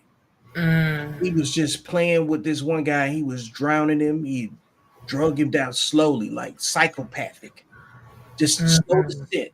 And just so happened this guy had this exceptional lung capacity. He was a great swimmer that he escaped, but he had to remain calm the entire time. And you could tell Tillicum was just playing with him. He knew that he could drown him whenever he wanted. He knew he could destroy him whenever he wanted to. And they keep this in mind. Orcas have never killed human beings in the wild. So he's learned to take his aggression out on, you know what I'm saying, who will ever present themselves in front of him. Right. You know? And it was interesting listening to the documentary because you see white people explain that they really do understand slavery. They just don't like to associate it with black people, you know.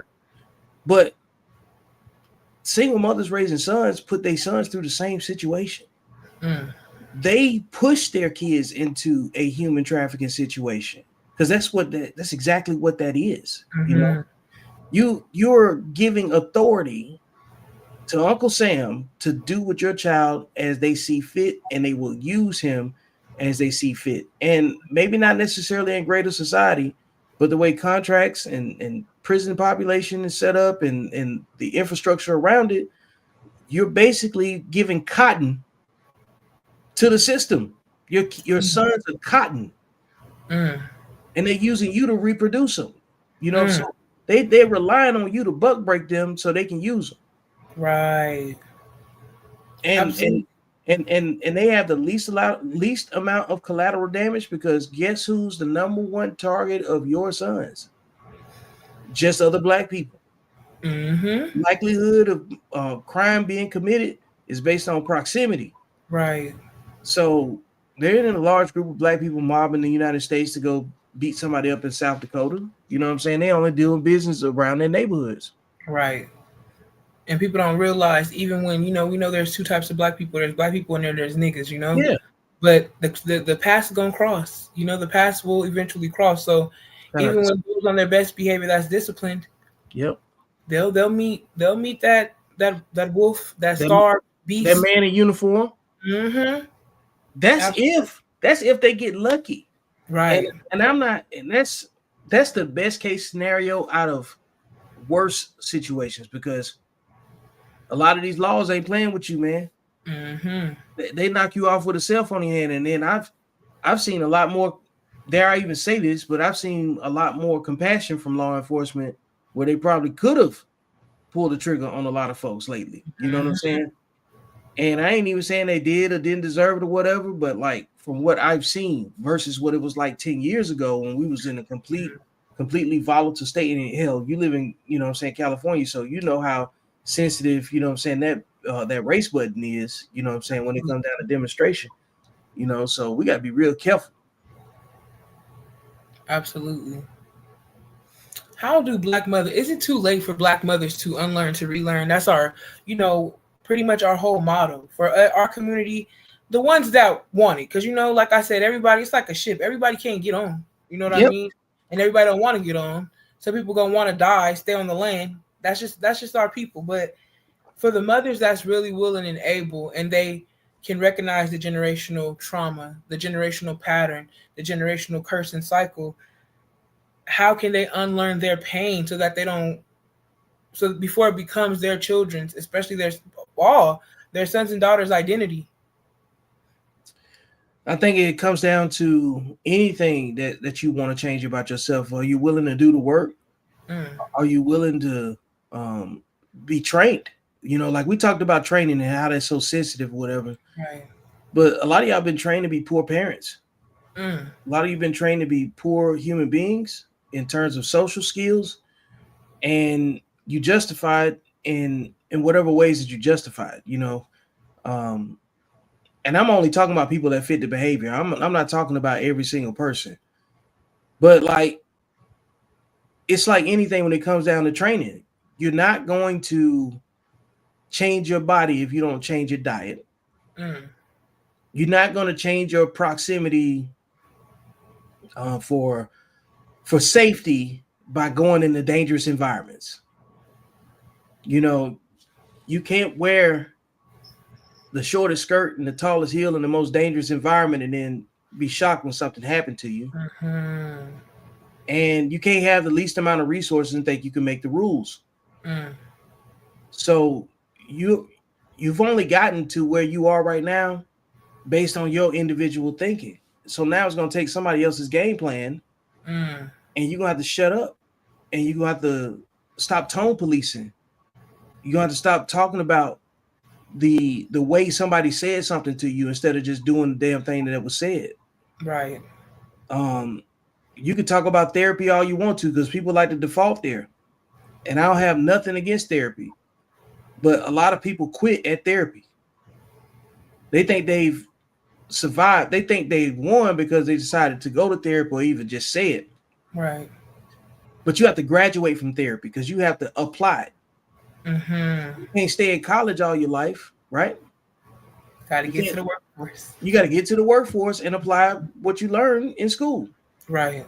You got to have the experience of going around because a lot of people think they healed because they don't get upset, but a lot of the time they just haven't been triggered.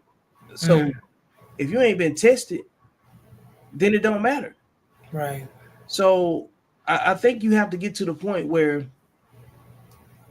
are you willing to put some distance between you and the people that validate how far you've gotten? Because Mm, you just might be the smartest person around all of the dummies that you know. And you think because you smarter than what I'm saying, the 4 or 5 people that you got that you the best thing smoking. You know what I'm right. saying? And it's just not true. It's a lack of objectivity. The world is bigger than what you understand. It's just like last month, Iran was all in the news, right? Mm-hmm. US and all of that stuff, and people talking about foreign policy conversations, and then you ask them to find Iran on the map, and they can't even find it. Right. So a lot of people are talking about things that are well above their level of understanding, and if you don't change your activities, you don't improve in general in anything. So if you're doing the same old thing and expecting a new outcome, that's the definition of insanity too. Right. Stop being insane. Finally, what needs to happen? What needs to shift so that we stop producing these low-level learners, these broken sons and broken daughters, and start raising whole human beings, whole communities? What needs to happen? Mm-hmm.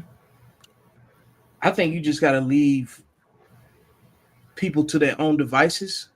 Mm-hmm. And because that kind of goes back to the question you had previously, what I'm saying, about changing. Right. And I think in order for change to take place, there needs to be a conversation like this. Number one, subscribe to Beyond the Algorithm. You know what I'm saying? That's first and foremost. That's the step one. Mm-hmm. And then you need to go get the book Accountable Masculinity. That's step two. Mm-hmm. And then, you know what I'm saying, you need to hit up the super chat and book a consultation. That's part of it as well. But like, I think you got to let people run their course. If people have to get tired of their own thing. They have to wake up and be tired of you. Right. You have to. Are you tired of you yet? Mm. That's the part you have to decide. Or Absolutely. if you feel like you've reached the best version of yourself, then by all means keep doing whatever it is you're doing, Mm-hmm. and stay out of other people's way.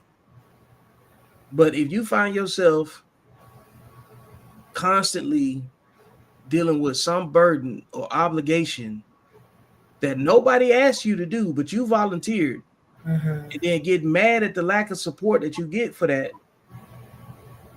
you need to deal with the people pleaser that's in you, because you're trying to please people that can't even do anything for you. You got to stop. You got to stop supporting people that can't help you, because you don't have no help. Right. Y'all just suffering and being victims with each other, and then, you know what I'm saying, and then drinking tea and talking about it. Absolutely. That's what I think. You know, I think that you have to look at somebody that's doing better than you. I think, you know, I did a video one time where this lady was talking about red pill and manosphere content ended her relationship. And one of her talking points was that this guy was saying, she said that the guy was trying to get her to watch Kevin Samuels, and she didn't appreciate that. And then she stopped and said, you shouldn't be paying attention to you shouldn't be paying attention to Kevin Samuels because you don't do the things that Kevin Samuels does or whatever. And I think that that's a huge disservice, because people have to model themselves after somebody that's being successful anyway, in some kind of way, shape, or form. Right. And then, so what I took from that video is that there's probably a lot of women that don't think that they can be better than what they are, so they don't try to be better than what they pay attention to. They know at a minimum that they can go put the same costume on that the other girls are wearing, because they got a similar shape, they got a similar bone structure, they got enough hair, whatever, you know what I'm saying? But all that stuff is just a costume, you know. If you want to change your character, it takes a real journey. Absolutely. It takes being told that you suck sometimes. It takes being told that you're not good enough to do this. You need to work harder. That's it in life, bro. It's just you want profound outcomes. You want to live presidential, but you don't want to make executive decisions yourself. I don't get it, you know. And I know why. It's because they haven't challenged themselves. Right.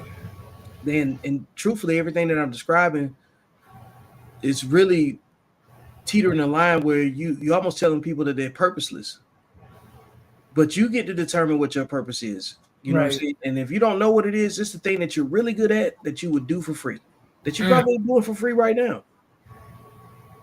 So that doesn't need anybody else's approval, that benefits other people. Like, you have to be of service to other people to be valuable. Think about that. When you ask people what their value is, they say, I'm valuable, I'm a 10. I'm like, well, who are you valuable to? Right.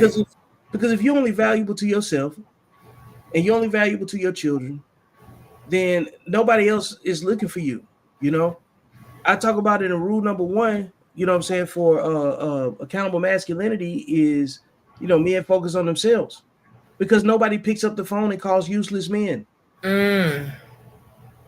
So who are you useful to? I think step 1 is become useful to somebody else other than your kids, because get some mentors that are not related to you. Women, too many times and too often, their only mentors are the women in their family. And they don't have no women outside their families, because generally speaking, most women don't trust each other.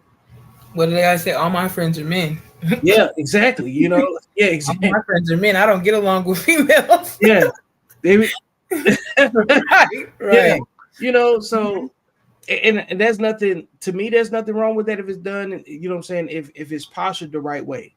Right. But like, it should be no transactional relationships. You should be looking for something transformative. You need to learn the difference between that. You need to get around people that you can learn from and not compete with. Right. Learning from is one thing. You know, because like I said, in decentralized leadership, and rule number 3 was like, you must be capable of being mentored as well as being able to mentor, because you have to give it back. See, teaching is a privilege. A lot of people know a lot of things, but not many of that group of people know how to teach what they're talking about and what they know. Right. think about how big of a gift that actually is. That's how minute it is to separate it. So you have to put yourself in the chair as a student, and then you have to stand up and give it back as a teacher, and then you have to somehow in between those two you learn a different type of empathy and respectful communication. You become of service, you become useful, you become effective, you leave impact. Your legacy is not about the children that you create, because you can raise a bunch of dope dealers, prostitutes, and killers and everything else. Your legacy is your impact. That's why, like, every day you can see some video footage of Farrakhan or Malcolm X, or at any given point in the time in life, and their words still have the same type of dramatic impact. You know what I'm saying? We talking about during the time when these guys didn't have the internet. So we got even less of an excuse. You got people that's getting paid to just talk about lives that they don't even live. Right. Cheyenne Bryant was on there talking about, I think I tagged you in that. She on here talking about all, like, she didn't question Nick Cannon, Cam Newton was the biggest one, and here she is, a career bust down side chick. You know what I'm saying? Older side chick that's got a man 9 years younger than her. And she the only reason I know this because she said it. Right. You see how immature that conversation is for a 42-year-old woman? It's just crazy. So she can't help nobody. She's busy helping herself. That's why, like, when you need to depend on people younger than you, it's because you're a narcissist. You're the very person that you're talking about and campaigning against because you're an expert. Right. And when you live in victimhood, being a narcissist is very easy. Definitely. It's easy to trick other people to believe that they're just as victimized and marginalized as you. And so you can have the illusion of you can let the quantity of everybody else that's thinking just like you validate you, or you can separate and be, you know what I'm saying? You can only be the chosen one unless you choose to. Right. So most people don't want to even choose themselves. They rather choose the public admiration. You know what I'm saying? So just like you chose to be sharp and you sat down with all your data and your statistics, and you know what I'm saying, bold enough to step out in front of this and have this conversation. This is unique for most women. Right. Absolutely. Because you a terrorist to them. You know what I'm saying? Yeah, I hear it every day. I hear it every day, and that's okay. I'm okay with that. I've always been okay with standing by myself. Always. I was taught. Yeah. I was trained to be that way. I was trained by my parents to always stand alone. I think it's a little bit, having to do with I'm the older sister, I'm the firstborn, I'm the boss. Period. Like, I don't care. My siblings never made me waver in anything that they follow me and always looked up to me. So I take that, like, with so much pride and joy, and I'm not gonna side. A pick me is fine. I don't mind that term, because I know that God picked me to do this work. You know what I mean? And it takes a special person, especially a special Black woman, to be able to go against the grain and not want to be a part of that fake sisterhood. I do have female friends. I'm very close to my sisters. Aside from that, you know what I mean? You're gonna learn from me. You're not gonna lead me astray. I'm gonna lead you to, you know what I mean, to your kingdom, to your peace. Yeah, you know what's crazy though? Well, you know what's crazy? They call you a pick me, but you could really take what you just said and say, well, yeah, God picked me first. Absolutely. So I'm meant to be chosen, but to do something. Absolutely. Everybody ain't picked to do something, man. Some of us are meant to go out as a representation of what not to do. Right. Remember a couple years ago, those people decided they were going to go float down to the bottom and go see the Titanic. Absolutely. Not now, you know what I'm saying? They part of the ecosystem in the ocean. You know what I'm saying? Yeah. You don't have to go do something stupid to know that you don't benefit from it. Absolutely. We can just watch it. The great challenge. Great challenge. Like, everything that's got challenge behind it is usually something dumb. It's unhealthy competition, man. Like, when you think about social media and its impact, it it was just a more honest reveal about how people think the world works. Right. And Absolutely. yeah, like not how the world works, how people think the world works. Mm-hmm. Markedly different. That's the reason why when I came up with the definitions for sexually undisciplined, right? Right. And there's a discipline and undisciplined. You give a phone to people like us, we looking at numbers, data, statistics, we're learning, we're Right. using it to enhance something that we're already good at, right? Mm-hmm. Then you take the same phone and you give it to the undisciplined version of me and you, Mm-hmm. somewhere twerking online, making money on, you know what I'm saying, on adult sites. But yes, absolutely. Um, I have a video actually on my page on TikTok where, and so many people like, it was split, but it was actually a video of several mothers going live humiliating their black daughters. I have one on sons too. I always try to keep it fair, keep it equal for both. Humiliation king. Absolutely. And the same woman that don't want to use the phone to pick up and call SOS to the dad is the same woman that picks it up to humiliate her children. You know what I mean? That's cold. It's not right. And I had to do this, when this opportunity was presented. Like, I can't say no because there are, like, a lot of voices speaking up, but not enough. Mm-hmm. Because the voices that speaking up gotta be louder than a dysfunction. It has to be louder than a toxicity and louder than the cooning and the shucking and jiving. You know what I mean? Louder than the condoning, louder than the justifying. Yep. And of course, louder than sweeping it under the rug. That's the whole thing is to get our community back. We have to first get our families back in order. People want to talk about the funds and the munyan, the funyan. You know what I mean? Building the generational wealth, but how is anything more richer than a family? How is anything? You can't even create the wealth if you don't have a solid foundation. The wealth is in your children and your legacy and what you produce, and it's really not the money that we should be chasing. It's the black family. You know what I mean? Because black love is a revolutionary act. Despite and in spite of everything we've been through, to choose to intentionally raise your children through thick and thin, like you said, not perfection, but a man that's able to redeem himself. You have to also be a woman that's able to redeem herself as well, and not always blame and not always put your emotions on a man, and not always feel that your man can't check you. Because if your man tells you about yourself, now you're not cooking, you're not cleaning, you're not yucking and yucking, you know what I mean? Now you on strike because you got told about yourself. We have to be bigger than the program, like you said. And if you intentionally continue to bring children here, you already own the program, so you might as well be bigger than it, or else you're gonna keep producing children that's not productive. You know what I mean? I'm telling you, the whole culture is the culture of America is human trafficking. It began with people leaving oppression, religious oppression, Right. traveling across the Atlantic and moving natives out of their settlements and out of their land and putting them on the worst soil, you know what I'm saying, that they used to own. Right.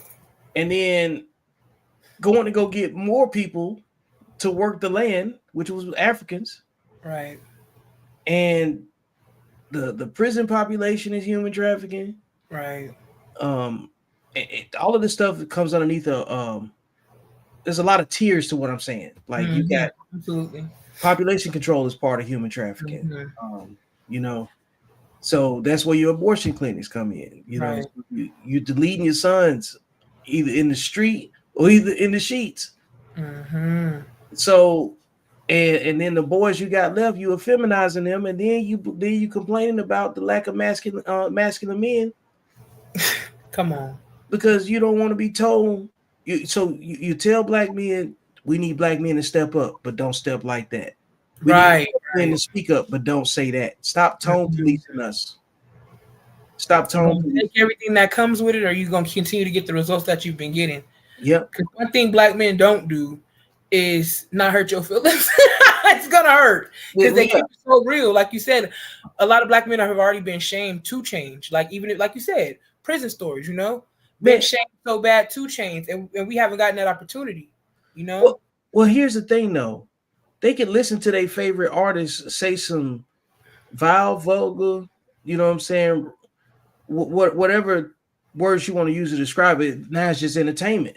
But when we Right. talking and I use the same language and I'm raw dogging your emotions, you know what I'm saying? Mhm. Now I'm a bad person. But Right. you was just listening to somebody, you was just listening to some drill music. Right. Absolutely. It's so crazy that it's more emotionally violent to have a conversation about it where people are more comfortable with eating ass than talking about solving problems. Mm. Mm. That's an icebreaker conversation before they even get to know somebody's name. You eat ass? Right. Man, you're not lying. You're not lying. Yeah, but the minute I say you raised without a father and that's why you act that way, hey man, you know, or Right. you know, some other token response that people feel comfortable typing on a keyboard that they would never say to you in public, you know. Absolutely. But that's how on his head the circumstances really are, you know. So when it come down to, like you talked about, everybody can't go, right?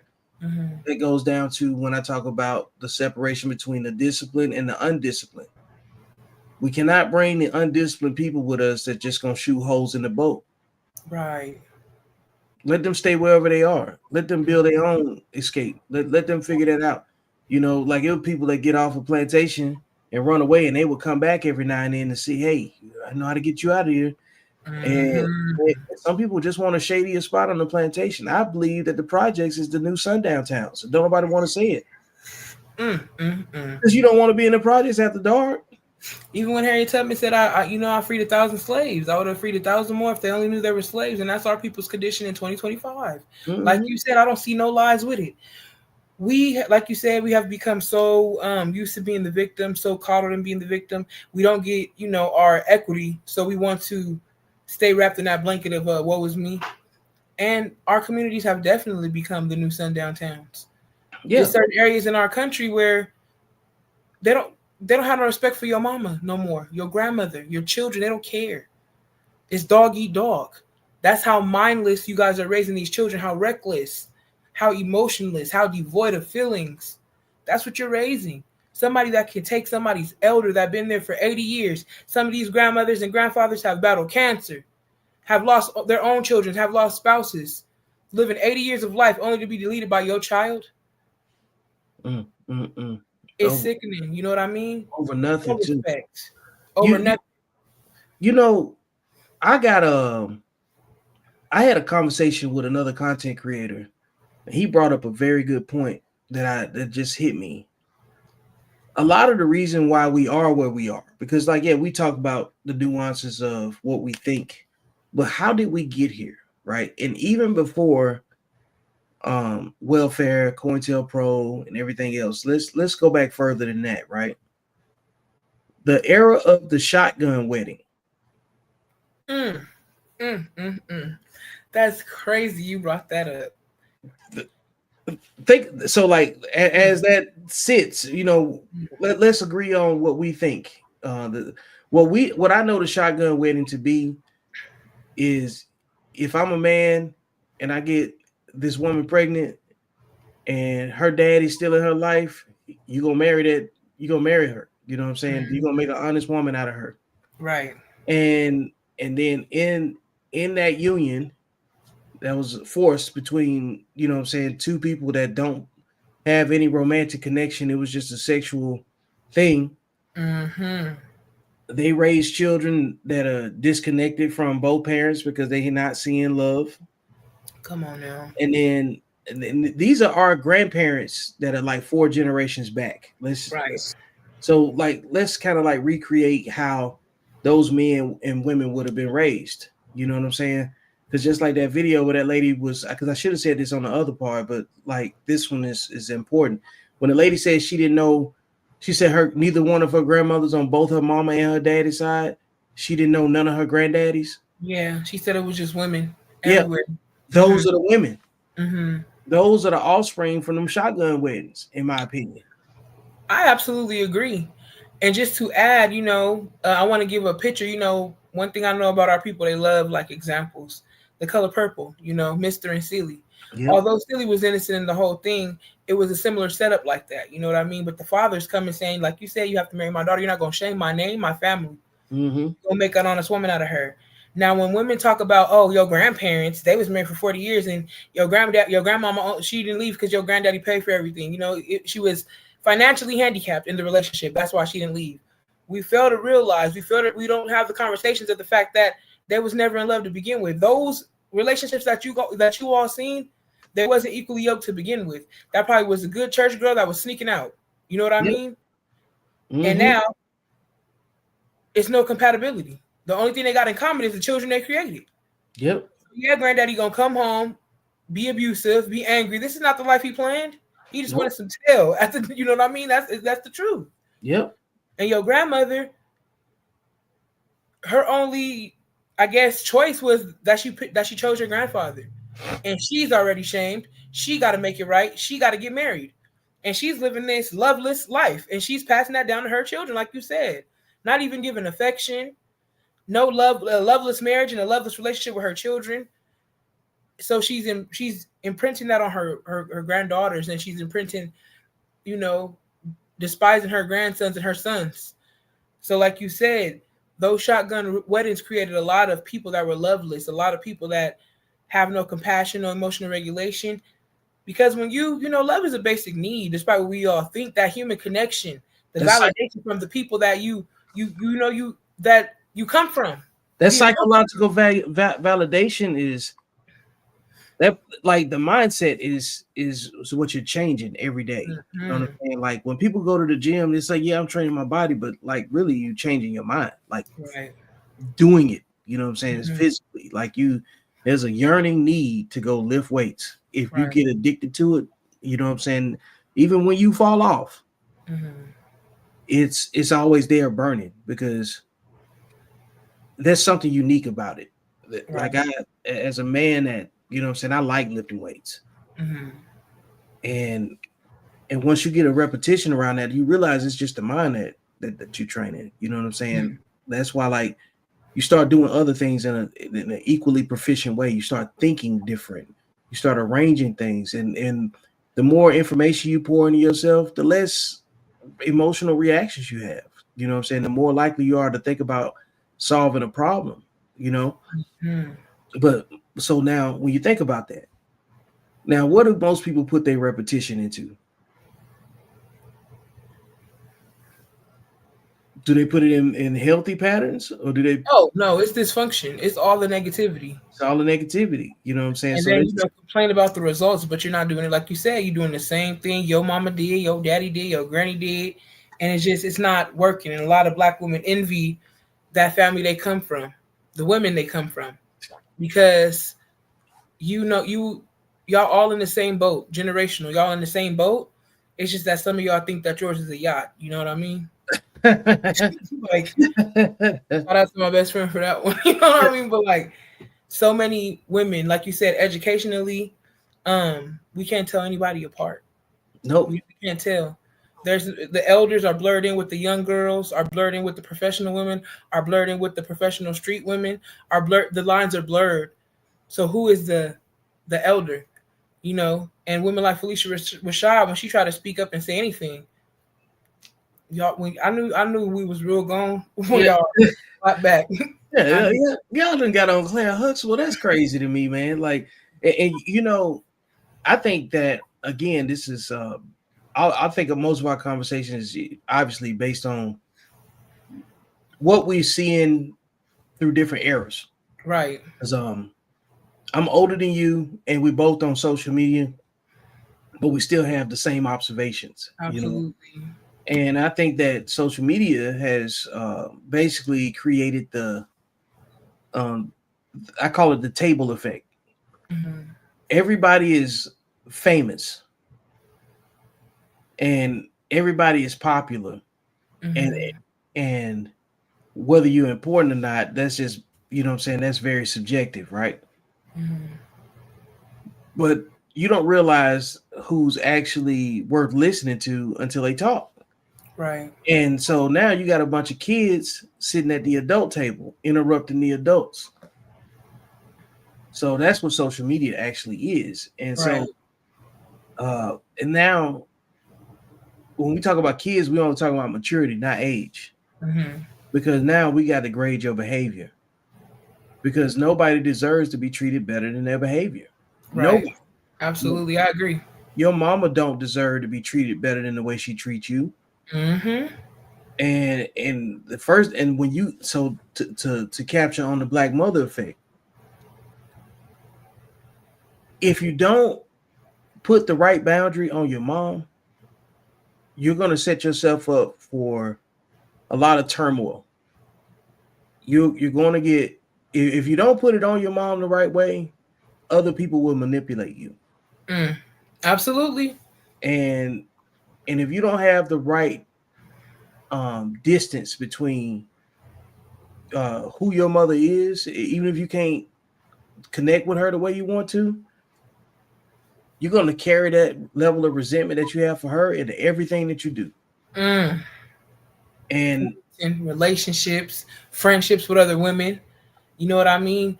And a lot of people love to say that you knew the person you couldn't stand, but you are them to your children, your daughters. You know what I mean?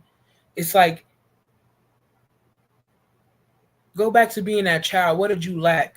What did you need? And give it to your kids. It's not that hard. We make it harder than what we need to be. Like you said, solutions aren't that hard. They different. They may be harder, but they're not that hard. yep. It's something new. It's something different. It's something that you don't know about. And I know for a lot of you, the backlash is from mama. You don't want to, you already been feeling like you had to perform for your mom and be a performative child. And mama only acknowledged you when you was doing good. Mama only acknowledged you when she can manipulate your mind frame and the thing, manipulate you to get you to change your mind. Mama only acknowledged you when you listened to how she told you to handle your baby father. That's the only time your mom acknowledged you. So now as a grown woman, you can cuss that man out, you can cuss them kids out, but your mama, that's where you quiver. That's the person that rules your own household. When you get off the phone with your mama, you treating your kids and your man bad. Those are the women that need to go do this work, that need to go have those conversations, because it's another generation and you have the power to shift it. You have the power to change it. And that's with acknowledging that mama was really not right and mama affected everything. Like you said, it's a domino effect. The reason why you don't get along with other women, why when you go to Miami, y'all come back on different planes, different schedules, one got left. That's why your relationships don't last, even when you have a good person, because you're scared of being successful with a black man. You're scared of, a lot of y'all, men and women, are scared of your black mama being alone. You sacrifice your life for somebody that didn't even care if you had a good one. And I'll say that again, a lot of y'all sacrifice y'all lives for somebody that didn't even care if you had a good one, a decent one, a basic one. Look, that's just real. And like, before we get ready to wrap up, I want to play this video right here. Because this is the type of, a man comes along, and this is terrifying to me too, I'm not even gonna lie. If I met a man today that was very patient, that he was loving, he was genuinely kind, he was soft in his words with me, he didn't look down to me from my circumstance, he didn't expect me to explain my existence constantly, like the woman said, what you've been through. If it gets out to the room, then everybody thinks that it's an interview now, they have the right to question you. If he didn't treat you that way and he was behind you in your corner the way a woman would be, but with the solutions of a man, I would be scared of that man. I would be very scared of him, because that man will expect more of you. Because the man who gives you the most compassion is going to expect the most growth, and he's going to create the circumstances for the most growth. You have to be an exceptional person with a person like that. Women are not afraid so much of the man itself, they're afraid of the consequences of who you might need to be.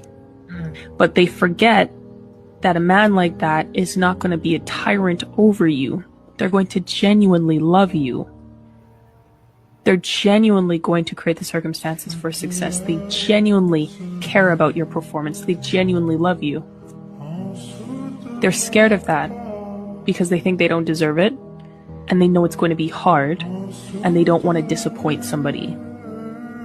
and they don't want to disappoint a man because that man will give them a critique. And if they're genuinely in love with that man, it will break their soul in ways that I can't even explain. Because it's like all those other people abused me and they didn't love me. But if you love me and I disappoint you and you genuinely love me, then I have failed as a human being and I don't deserve life. That's how women feel. And it's not reasonable, it's not rational, because everyone makes mistakes and everyone fails. This is also why having a good father is important, because he'll push you to do things that you don't want to do, but you need to do. I couldn't have said it better myself. I absolutely agree. Like I said, that vicarious trauma, so many Black women suffer with that, and they think it's mental health. They think it's all these different things. It's nothing more than your mama's trauma. And once you start to, do a timeline of your life and start to see all the times that you felt your worst and you felt depressed and you felt stressed and overwhelmed, your mother going to be a part of all those memories. Man, come on. You know what I mean? She's going to be a part of it. Even the relationships with a lot of Black fathers, whereas maybe they did stay away. Maybe mama was telling the truth. Or maybe it's the opposite and they wanted to be a part of your life so bad. No matter what the story is, the constant in all that is your mama. You know what I mean? And like you said, when we talk about no contact, I don't hear much saying I'm cool off my dad. If it's like a dad, it's married parents. I'm cool off my parents. But it's never like singling out, I'm cool off my dad. It's mama. Because what grown Black children are starting to realize is that when I became of age, I wanted to run away too. So maybe I should go hear out Pops. Maybe I should go see what's going on. You know what I mean? Mm-hmm. Man, look, this has been a great show. Do you want to leave the audience with anything? Any last? We're here to help. And I know it's hard to go against the grain. I know it's hard to go against the family. I know it's hard to go against mama.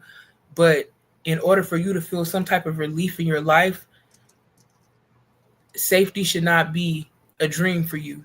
It should be a reality, because safety is a need. Safety should be something that you feel with your emotions, that you feel with your family. And, the sad part is that a lot of you will not ever receive the apology that your mama owes you, that she knows that she owes you. But the beautiful part is that you're not responsible for any of that, but you are responsible for the life that you're creating. And if you have children, you're going to be responsible one day for being the reason that they kept going or for the reason that they were stagnant in life. And that's going to be when you are really going to be held accountable by what you produce, So if you want to get that help, it's out there. It's here for you. It's a decision that you have to make. You got to separate from your mama. A lot of y'all still got that umbilical cord. A lot of y'all still will sacrifice your family and your children's happiness and your man's happiness to please mama, and she's never happy. She's never going to be happy. Yep. Well, look, you have yet again came on this show, dropped a whole bunch of information for us to pick through, and I know rewatching this is going to be crazy when I get ready to do the editing. And and man, I appreciate you for coming up here and going beyond the algorithm and really dealing with the issue as it sits. And you bringing a lot of good conversation to the forefront where people can feel honest about their situation and want to improve it. And for everybody that's watching, you can email me at internetstepdaddy@gmail.com. I know it's a crazy email address, but you know what I'm saying? I ain't responsible for none of your kids. I'm only your stepdaddy on the internet, what I'm saying? Being a consultant, but there's a way to go about solving your own problems, man. You get to choose your alternative ending, man. Mm-hmm. So I think that a lot of people get conflicted by the work that they have to do, but you ain't doing nothing out here by yourself. Like anything you want to do, there's a team that's associated with it. Absolutely. Man, because you can only get so far by yourself, and that's the other part, man. There's a whole bunch of healing on the side where you got a team at, man. So for everybody that tuned in, thanks for supporting the channel. Thank you. And we will see you probably next week. All right, now. All right, folks. Appreciate you sticking with me to the end. This has been another episode of Beyond the Algorithm. Make sure you like, share, and subscribe. Go get the book. And most importantly, I will see you beyond the algorithm. That's when life actually happens.